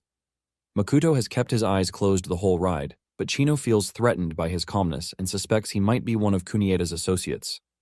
Chino scoffs, wishing he could get a chance to show off to Makoto, and as if the universe sensed his wish, a tree suddenly falls in front of the convoy, derailing one of the trucks. The rest of the trucks also stop abruptly, making everyone panic as Hanadate and his goons emerge from the bushes with machetes. They then order everyone to step down while Hanadate's right-hand guy confirms that the convoy belongs to Kunieda. He assures Hanadate that Fuyu is definitely inside with the guy who helped her escape. Unfortunately, he didn't see Makoto's face, but assures Hanadate that they can identify him by searching all the passengers one by one. A few minutes later, the leader of the convoy tries to reason with Hanadate and offers him a cigarette as he mentions that the convoy belongs to Kunieda. But Hanadate's dude slaps the cigarette out of his hand and warns the man to bring out all the passengers. Before the convoy leader can protest, Hanadate severs one of his ears. Seeing the bloody scene, some of the passengers immediately begin to panic, knowing that the gang means business and they might all end up as sausages in the end. The convoy leader screams in pain, but Hanadate warns him not to even squirm and threatens to finish him off if he makes a sound. Just then, a shriek rings out from the last truck as some of the gangsters harass Rei, tearing off her cloak. Seeing how pretty she looks, they light up like predators who just found prey. Rei calls out to Chino for help, but he hides in the background, refusing to play hero for any damsel. Meanwhile, Makoto quietly studies the situation, and Fuyu tells him to lie low since the gangsters have guns, and a cultivator can't be faster than a bullet. Makoto realizes that the gangsters must be part of the group that attacked their bus the last time. In the meantime, the sweet old lady whom Chino swore was a swindler defends Rei and mocks the gangsters for picking on a girl. Rei calls out to Chino again, reminding him that he's supposed to be the descendant of a cultivator. She also reminds him that he took money from her father to protect her. Still trembling, Chino quietly prays that Rei shuts up before she draws any unwanted attention to him. Unfortunately, Hanadare has already heard them and finds it amusing that Chino is a cultivator. He decides to test out the theory by making Chino take a bullet, but Chino hurriedly falls to his knees, trembling like a wet puppy. He explains that he's no cultivator and accuses Rei of framing him. Rei is surprised to hear this and explains that Chino is supposed to be a cultivator, and he claimed he would help her find the legendary cultivator who can cure her grandfather's illness. Chino barks at her to stop talking and reveals that he's just a con artist. He then tells Hanadare that Rei is loaded and they can get a fortune from her family if they abduct her. Rei is devastated as she realizes that she's been played for a fool. Although Hanadare loses interest in the whole game, his attention is suddenly drawn to Makoto, who had been trying to remain undetected. He points the gun straight at him and tells Makoto to get on his knees and beg for his life. Without any warning, Hanadare fires the shot, but Makoto remains unfazed. Everyone jumps out of the way except for Fuyu, who jumps right in front of Makoto, shielding him from the bullet. Before Makoto can react, the bullet hits Fuyu, leaving everyone shocked that Hanadate actually tried to murk someone. Makoto, on the other hand, is more surprised that Fuyu tried to protect him. Fuyu musters up her last strength as she tells him that she did it to repay the favor. She then apologizes for not finishing her mission, but before she can draw her last breath, Makoto heals her right there and assures her that she can't die on his watch. Fuyu is stunned as she immediately recovers from the shot while Makoto, now pissed, prepares to keep everyone alive. Hanadare is stunned by the whole scene, and after confirming that Makoto is truly an immortal cultivator, he grins wickedly, wondering what it would be like to murk a legendary immortal. Unfortunately, his smugness doesn't even last for more than a second because before he can take another shot, Makoto swiftly shatters the bones in his right hand, leaving him screaming like a wimp. Afterwards, Makoto assures him that he'll be able to experience what it feels like dealing with a true cultivator, while Hanadate falls to the ground screaming in pain. Meanwhile, Chino is stunned that cultivators actually exist, so he decides to escape before Rei remembers him. He also plans to run as far as he can because Rei's family will probably hunt him down. In the meantime, Hanadate orders his crew to finish Makoto, but before they can even move a muscle, Makoto effortlessly sweeps through, taking them down like a wrecking ball. Suddenly, one of them starts shooting at Makoto from a battle tank, but Makoto easily dodges the bullets and with a single strike effortlessly destroys the tank as if it were built with Legos. This immediately makes the remaining henchmen tremble, making them wonder how they're supposed to go against a monster like that. Seeing they have no shot at taking down Makoto, Hanadate's right-hand dude wonders if it's time to take out his newly acquired weapon. Unfortunately, before he can even finish that line of thought, Makoto quietly appears behind, finishing him off.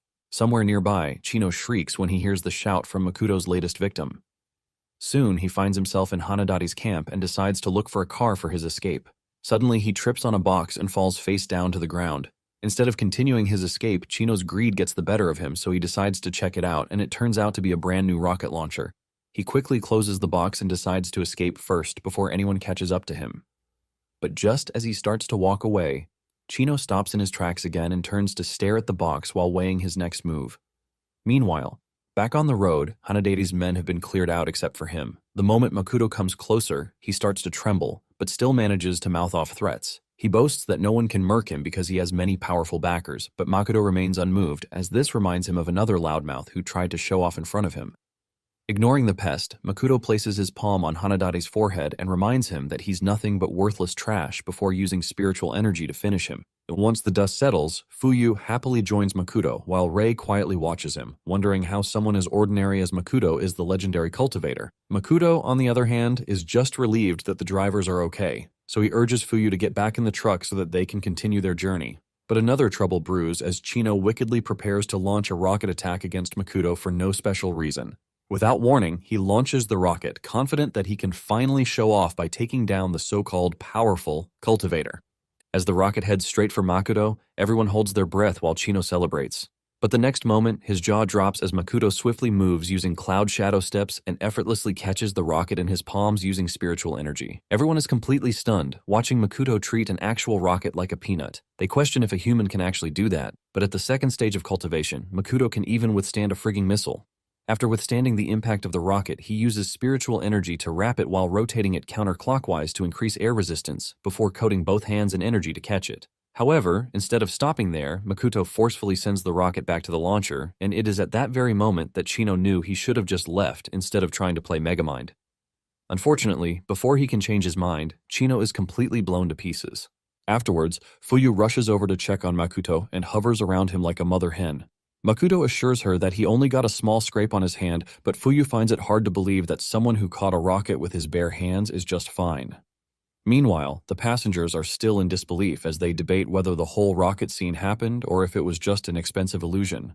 But after the debate, panic sets in as they realize Makoto might be the reason they got dragged into such a dangerous situation in the first place. Suddenly, they turn against him and refuse to let him travel with them to avoid any further troubles, but the leader of the convoy barks at them to shut up. He explains that they have no right to kick Makoto off the truck since he's a friend of Kunieda and the convoy belongs to Kunieda. He also reminds them that they would all have been wild beast meat if Makoto hadn't stepped in. Since he's in charge and the convoy can't leave without his permission, the man plops to the floor, refusing to move until everyone agrees. Realizing they're actually at a disadvantage, the passengers immediately agree to let Makoto continue with them. One of them even points out that they're definitely safe with Makoto as their backer. Still, someone tries to complain, but Fuyu confidently assures them that she can guarantee their safety in Ryuda. She asks if anyone knows about the Bokudo Society, which was once famous for being the top hat in Ryuda. Everyone confirms that they know about it, and the current boss is the son of the previous leader of Ryuda. Apparently, the boss of Bokuto is the famous Satoshi, who is also known as the Devil of Ryuda, and he once wiped out the 5 major factions and took back the territory. Fuyu then assures everyone that no one will attack them in Ryuda because Satoshi is actually her biological brother. Meanwhile, back in the busy streets of Ryuda, a fight suddenly breaks out as 2 brothers, Yosuke and Koya, who happen to be members of the Bokuto Society, wipe the floor clean with a couple of rival gang members. The beaten-up gang members complain about it, reminding them that this marketplace is not their turf. This only enrages Yosuke, and as he tries to give them another beating, Satoshi, the boss of the Bokuto Society, gently stops him. He then tells the gang members that they can't do business here without permission, and worse, selling drugs is strictly forbidden. The moment the gang members see Satoshi, they begin to tremble, but one of them fearfully reminds him that he can't touch them because they're Kamiguchi's men. However, Satoshi is not concerned and quietly tells the dude that he doesn't give 2 cents about Kamiguchi. Seeing the sinister look on Satoshi's face, the gang member begins to tremble while people nearby start scrambling for their dear lives. After taking care of the gang members, Yosuke asks Satoshi about Fuyu since they haven't heard from her in 2 days.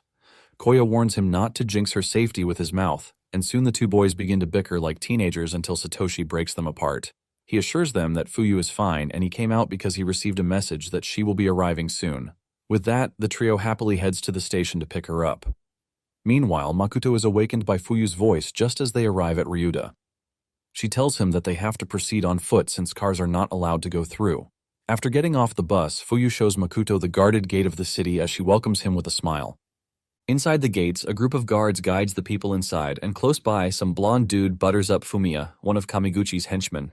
After listening to the cheap praises, Fumiya tells his boys to play as much as they want and put it all on his tab. Just then, the blondie calls Fumiya's attention to Kunieda's convoy, and Fumiya notices Rei as his newest prey. Meanwhile, Fuyu hands Makoto the vial of spirit liquid to conclude their deal. Makoto studies the vial closely and realizes that the liquid is different from the one he got from the assassin, Funaki, because this one is less potent and contains more impurities. Before he can ask Fuyu any further questions, her attention is drawn towards Fumiya, who is about to cause trouble. The head of the convoy asks Fumiya to let them through since they've already paid the fee for the month. Fumiya agrees, but tells him to leave Rei behind so that he can check her thoroughly. The convoy leader tries to step in, but Fumiya slams him to the ground. Rei rushes forward to check on the man while Fumiya barks, throwing his weight around. He then orders his men to capture everyone from the convoy, but Fuyu steps in. Even though he recognizes Fuyu as Satoshi's sister, Fumiya refuses to back down and reminds her that her father is dead, so their society doesn't carry much weight anymore. He confidently tells Fuyu that Ryuda now belongs to Kamiguchi and not the Bokuto Society. Fuyu reminds him that they still have Satoshi, but Fumiya simply laughs, telling her that Satoshi can never set foot in Kameguchi's territory. But before he can finish the sentence, a katana suddenly lands in front of him, almost slicing him in half.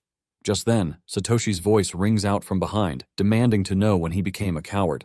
After his show of power, Satoshi's face immediately lights up as he welcomes Fuyu back. While the two siblings reunite, Makoto studies Satoshi, Yosuke, and Koya as he realizes that one of them carries a thin veil of spiritual aura.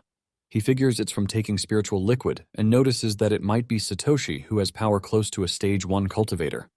In the meantime, Fumiya is still trembling from the near-death experience as he scolds Satoshi for picking a fight on Kameguchi's territory. Satoshi calmly explains that he only came to pick up his sister before edging closer to warn Fumiya that he's not afraid of trash like Kameguchi. Afterwards, Satoshi changes his face again as he happily heads towards Fuyu, leaving Fumiya trembling. Yosuke also does the same after warning Fumiya not to mess with him, but this only infuriates Fumiya. He vows revenge and immediately prepares to start a full-on gang war. Fuyu warns him to back off, but Fumiya refuses to give up the opportunity to take down Satoshi. As the gang members charge forward, Satoshi unsheathes his sword with just the flick of his finger. The hilt of the sword takes down the blondie from earlier before Satoshi swiftly takes down a few more of Fumiya's men. Makoto studies Satoshi's movement and notes that he's only moving at about 20% of the speed of the Cloud Shadow step. After taking down the small fries, Satoshi prepares to take down Fumiya next, but suddenly a cane comes flying towards him, so he deflects the projectile, sparing Fumiya's life. Immediately after, Kameguchi, the chairman of the Kameguchi faction, appears and commends Satoshi for his skills, praising him for having his father's aura. Fumiya is relieved to see his boss and urges him to take down Satoshi and end the Bokuto Society. Koya warns them that starting a fight will alert other outside factions eyeing Ryuta, and that might cause the city to collapse.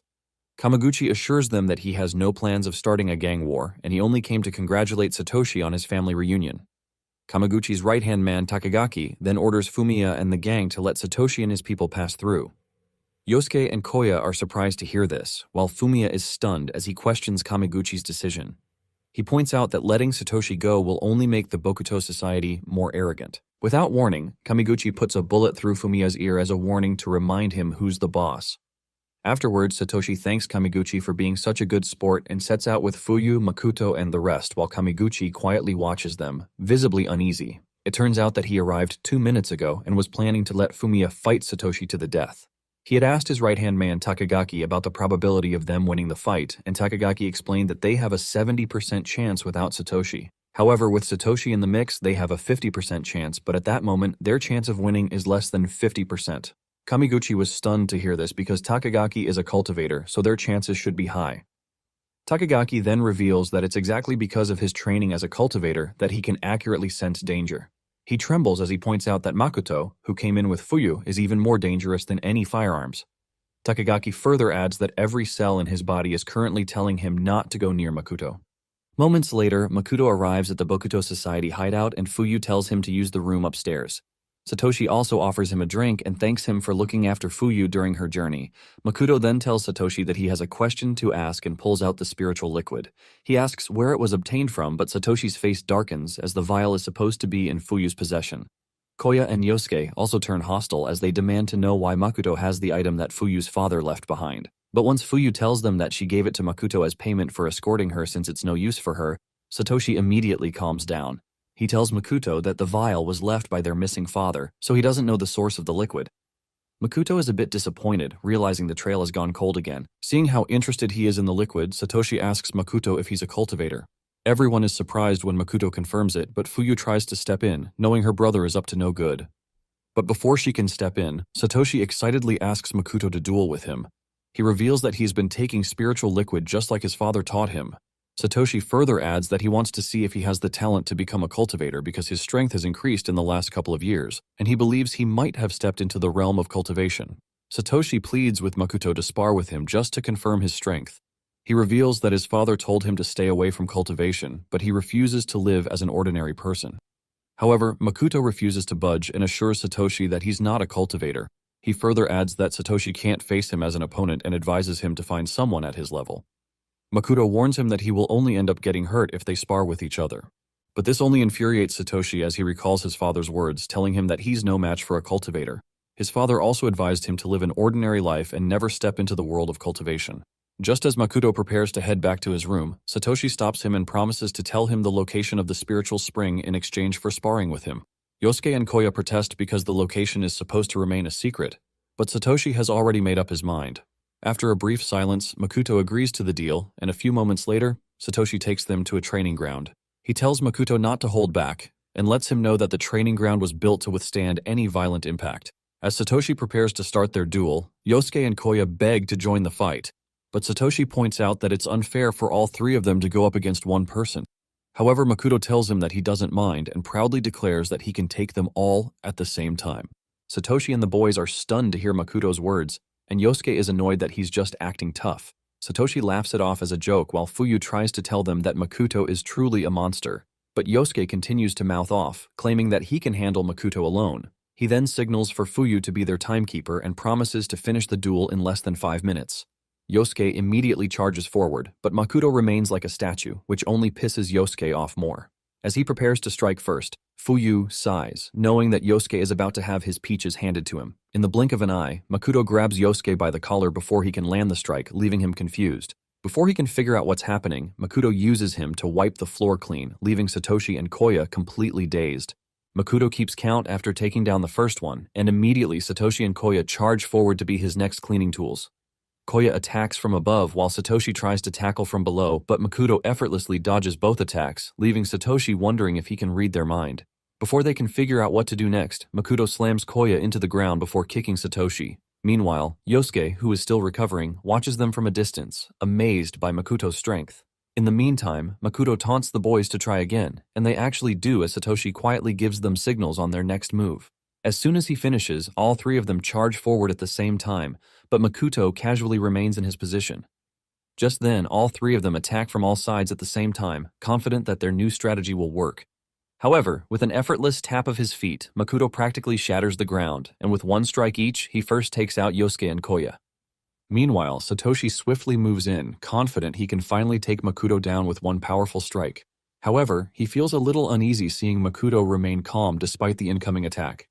After unleashing the strike with everything that he's got, Satoshi heaves, confident that it was definitely a hit. But to his surprise, Makoto comes out without even a single scratch and decides to end the duel since the boys might get hurt if they continue.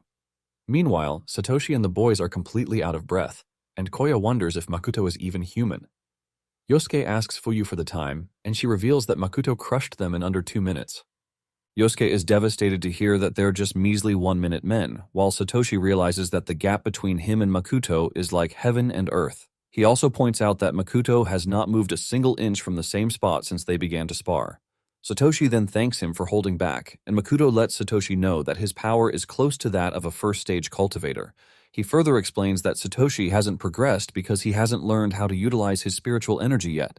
Satoshi then questions if what they saw was Makoto's full power, but Makoto's silence makes him realize that it might even be less than half of Makoto's true strength. This makes him realize that his father didn't want him to walk the path of a cultivator because he's too weak. Yosuke is shocked that what they witnessed wasn't Makoto's full power, and Koya calls him dumb for thinking otherwise. Afterwards, Makoto asks Satoshi to give him the information promised earlier. Satoshi agrees and pulls out a stone pendant, explaining that it holds some kind of secret according to his father. Satoshi tells Makoto that he has yet to uncover the secrets of the pendant because no matter how much he tries, the stone is just ordinary. However, Makoto immediately recognizes that it's actually a memory stone. He never expected to find such an advanced cultivation method in this world. Makoto tells Satoshi that he hasn't been able to use the stone because he isn't looking at it from a cultivator's perspective. He further tells them that the stone is called a memory stone, and just as Makoto crushes it, the spiritual energy explodes, taking them into the stored memory recording. Just then, a monk appears, and Satoshi calls out to him as soon as he recognizes him as their father. Unfortunately, Makoto tells him that his father can't hear him because it's simply a projection. Makoto notes that creating a memory stone requires the power of a level 4 cultivator. In the meantime, everyone listens to the recording as the monk pleads with the listener to spare the life of the owner of the pendant. He then proceeds to reveal that the spirit spring still exists, but advises the listener not to look for it because it will soon run dry. Makoto is stunned to hear this, as this only hinders his goal to get stronger. The monk then explains that he was the one guarding the spring, but his selfishness caused it to almost dry up and destroy a nation. He further adds that he realized that such things should never exist in this world, which is why he decided to take the secret to his grave. Since information about the spring will eventually leak out, he left the message behind to protect Satoshi and Fuyu because he knows they might risk their lives to protect the secret behind the spring. The monk then pulls out a key and tells the listener to head to his shrine if they must absolutely find the spring. He promises that all the information required is hidden in his room. Makoto collects the key, after which the monk begs anyone listening to spare his children. Next, he left a message behind for Satoshi in case he was the one who activated the memory stone. Fuyu bursts into tears as she listened to her father apologize for going out to buy milk and never returning. He then urges Satoshi to stop searching for the spirit spring and live a peaceful life with his siblings. With that, the recording ends, and as the image begins to vanish into thin air, the monk apologizes to Satoshi again, leaving him devastated. After the heart-wrenching adventure, Satoshi and his family sit quietly, taking in their father's words as they realize he's not just missing, but dead. Makoto comforts Satoshi in his own weird way. Satoshi then thanks Makoto, after which he informs him that their father's shrine is located where he grew up with Fuyu, and only the two of them know its location. Fuyu offers to take Makoto there the next day, and just then, someone bangs on the door of their hideout. Elsewhere, Fumiya is still furious that he was humiliated in front of Satoshi. When the blondie asks how they should proceed, Fumiya angrily declares that he wants revenge for his lost ear and the humiliation he suffered. He then demands a phone and calls someone to hurry to Ryuta as their plan has been moved forward. The person on the phone hesitates, pointing out that the whole situation now involves a dangerous person. But Fumiya refuses to back down and assures him that he will handle it.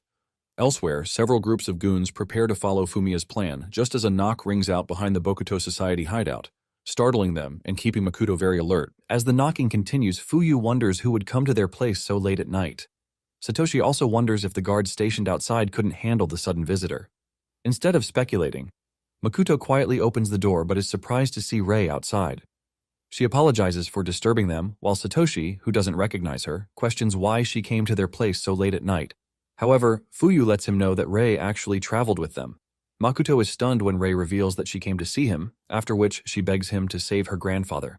Rei explains that he has been sick since he came back from abroad, and no doctor has been able to find the cause of his illness. Even though it has recently slowed down, Rei tells Makoto that her grandfather doesn't seem to have much time, and only a legendary cultivator can help him. Makoto considers helping her since it's just a side quest for some extra bucks, but his top priority is the spiritual spring. As if sensing his hesitation, Rei quickly offers him her family's heirloom bracelet as a deposit. Makoto lights up as he recognizes that the bracelet was made out of purple heart vine, a plant that only grows with very strict environmental requirements. Basically, it only grows next to a spiritual spring as a companion plant, and for ordinary humans, the plant extends life, but it helps cultivators refine spiritual energy. Makoto knows that the purple heart vine can help speed up his cultivation, but since he's out of healing talismans, he can't help Rei's grandfather. However, he agrees to help but lets Rei know that her grandfather's case might be slightly delayed. He tells her to leave her contact information and promises to call her after handling his important business. Rei agrees to Makoto's terms and hands him the bracelet, which he studies intently and decides to investigate its source later since it's closely related to spiritual springs. A few moments later, Fuyu asks Rei about her family as she recalls that Chino mentioned that Rei was from a rich family. Rei then reveals that her father is Zanryu, the chairman of the Ryuto conglomerate, ranked top 5 globally. Apparently, Zanryu gave about 35% of the group's shares to his youngest daughter, who is none other than Rei. Elsewhere, an internal gang war brews as Fumiya and his goons decide to betray Kamiguchi, their boss. Kamiguchi remains calm as he questions Fumiya for trying to bite his master, but Fumiya laughs menacingly, telling Kamiguchi to read the room. He boasts that his people have surrounded the place, but Kamiguchi calls him a fool for measuring strength by numbers. He then confidently boasts that he holds true power and orders Takagaki to take care of them. Takagaki agrees, and as he unsheaths his katana, which is disguised as a cane, Fumiya eagerly urges him to proceed. To Kamiguchi's surprise, the blade sweeps clean through his neck instead of Fumiya's. Takagaki proceeds to taunt him for not suspecting him in the first place, and Fumiya joins in the mockery. As his life flashes before his eyes, Kamiguchi realizes that he was betrayed by his most trusted right-hand man. When he questions Takagaki about the betrayal, Takagaki swiftly plunges the sword into his mouth, finishing him. He then laments that he did all the work, while Kamiguchi simply reaped all the benefits while playing Godfather. Shortly afterwards, Fumiya tells Takagaki that they need to head to Satoshi's territory and erase him to completely take over Ryuta. However, Takagaki advises him to take a chill pill, pointing out that someone powerful is behind Satoshi. Fumiya is surprised to hear that Takagaki is actually afraid of someone and asks if it's a fellow cultivator. Takagaki confirms that the one close to Satoshi is a powerful cultivator, but he's confident that they can handle him once his older brother arrives in town. Takagaki confidently assures Fumiya that no cultivator can stand in their way once they join forces with his so-called senior brother. The following day, Fuyu takes Makoto on the hike to her father's shrine, but she soon runs out of breath while Makoto effortlessly breezes through as if strutting the runway. Makoto is amazed that a temple is hidden deep in the mountain, and no one can tell unless they expose their location. He continues the climb and urges Fuyu to hurry, leaving her frustrated and wondering how he's not out of breath. They soon reach the temple, and Fuyu plops to the ground, tired, as she shows Makoto the place where she grew up with Satoshi. According to Fuyu, her father called it the Yakusha Vidyaraja Temple. She explains that the last time she came here was when their father suddenly disappeared. As Makoto walks into the temple, he senses spiritual energy around it and figures that Fuyu's father must have used the place as his personal dojo. Fuyu then takes Makoto to her father's room and explains that she knows the place like the back of her hand, but she has never seen anything requiring a key there. Makoto studies the key closely and reasons that it might not be for a box. Meanwhile, Fuyu reminisces about her happy childhood days in the temple with Satoshi and tells Makoto a little about the time she spent there with her father. She mentions that her father always put the statue away whenever he left the room, so she's surprised that he actually left it standing in its place. Makoto finds it strange that Fuyu's father only kept one statue of the Vidyaraja. He asks Fuyu about it, but she explains that she doesn't know why. And whenever she asks her father, he keeps going on about how worshipping Vidyaraja is his mission. Studying the statue carefully, Fuyu mentions that her father might have crafted it himself. Just then, Makoto finally realizes something as he praises Fuyu's father for his strength. He then pours spiritual energy towards the statue, which immediately makes the locked door in front of the statue visible to the human eye.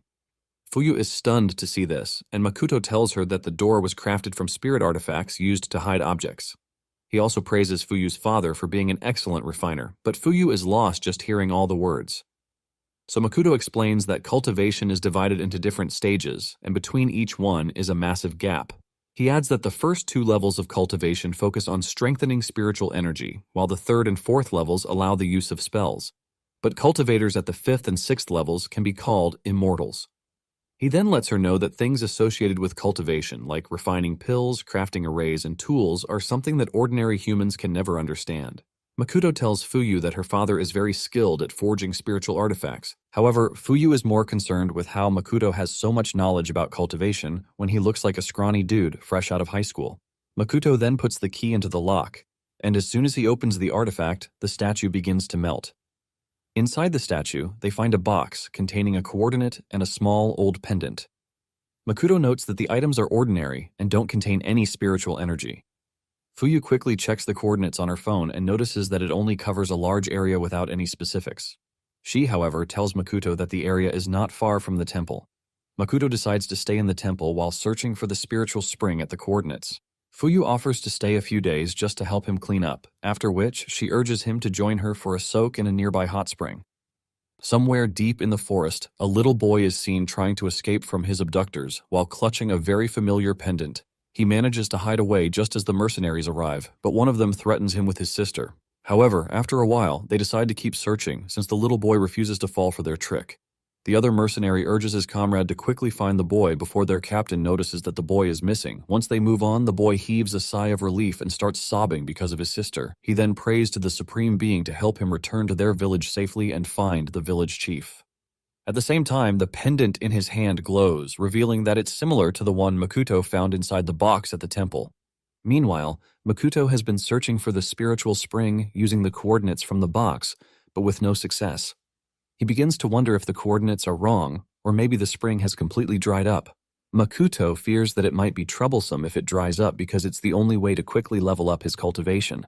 This is because it would take him at least 100 years to level up if he relies on the thin spiritual energy in this world, and Makoto doesn't want to wait that long. Just as he's contemplating how to proceed, a ruffle in the bushes alerts him, and the little boy who was being chased by mercenaries rushes out.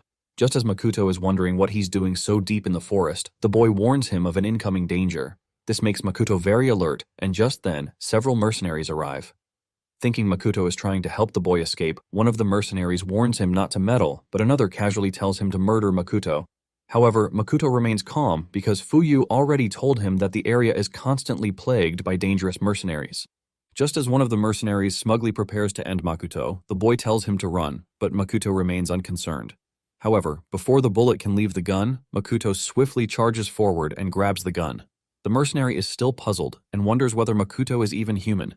Makoto angrily tells the dude that he's in a bad mood because he hasn't found what he's looking for, and people keep getting in his way with their guns. Makoto then effortlessly crushes the gun like a paper piñata, leaving the mercenary speechless. Another tries to attack him with a machete, but Makoto uses the remaining part of the crushed gun to defeat him. He then uses the machete to swiftly finish up the remaining two.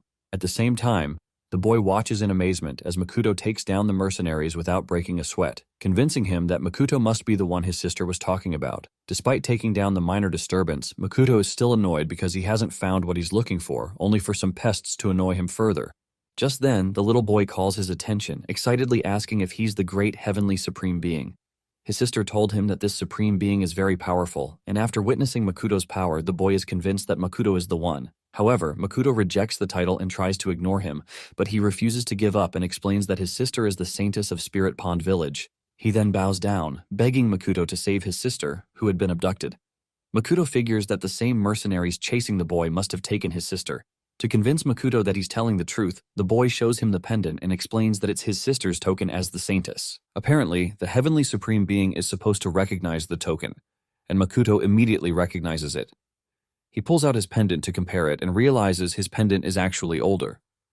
Seeing this, the boy is even more convinced that Makoto is the one he's searching for. Makoto then asks him about the pendant, and he explains that it has been passed down through generations of saintesses in their village. Apparently, the pendant was from a supreme being. Makoto wonders if this supreme being is actually Fuyu's father. Realizing that the boy's village might hold the secret of the spiritual spring, Makoto is finally relieved that his 3 days of toiling weren't a waste, so he agrees to save the saintess first. Meanwhile, somewhere in the mercenary base, the little boy's sister, Wanshin, is about to be interrogated. Basically, Wanshin's village has been protecting the secret of the spiritual spring for over 1,000 years, and now she's being hunted for it. The interrogator assures her that she doesn't need to be afraid as long as she answers his questions. With that, he sternly asks her for the location of the spiritual spring. The following day, while heading to the mercenary base, the boy asks Makoto how he plans to rescue Wanshin. But Makoto replies that they need to get to the camp before making a plan. He said this because he wanted to be sure of the organization's strength since they seem very organized. This is because during his trip to Ryuta, he luckily caught that rocket in his hand but still got a little scratched, so now he doesn't want to rush in recklessly as this group might have even more heavy machinery. Makoto's thoughts are interrupted when the boy starts talking about how his sister helped plan his escape. Just then, they finally reach a cliff overlooking the mercenary camp, and he tells Makoto that they can't get any closer or someone might spot them. He assures Makoto that they're holding his sister somewhere in the camp. Makoto quietly scans the whole camp, and just as he thought, they had way too many heavy weapons. Seeing that there is no safer way to sneak in, he decides to use his wildcard, Aima's identity-changing ring. A few moments later, one of the mercenaries heads into a secluded spot for a smoke, and Makoto knocks him out. After pulling him into the bush, he uses the ring to change into the dude. Makoto is satisfied with the result, except that it requires touching the person being impersonated. Still, he's relieved that the ring doesn't consume spiritual energy, which is why Aima used it like his daily bread. Just then, a group of mercenaries calls their comrade, who went for a smoke, and Makoto quickly joins them, perfectly disguised. Later that night, Makoto quietly strolls through the camp, trying to figure out where the boy's sister is being held. Suddenly, a senior soldier, Captain Fang, stops him, asking why he's wandering about. He demands to check Makoto's identification, and Makoto quickly lies that he's searching for a place to smoke. After confirming his identity, Captain Fang recognizes him as a notorious heavy smoker and simply warns him that smoking in the base is prohibited. Makoto tries to laugh it off, but Captain Fang lets him know that it's against the rules and it will be reported to his squad leader. However, he tells Makoto to assist him in running a shift since they need some extra hands.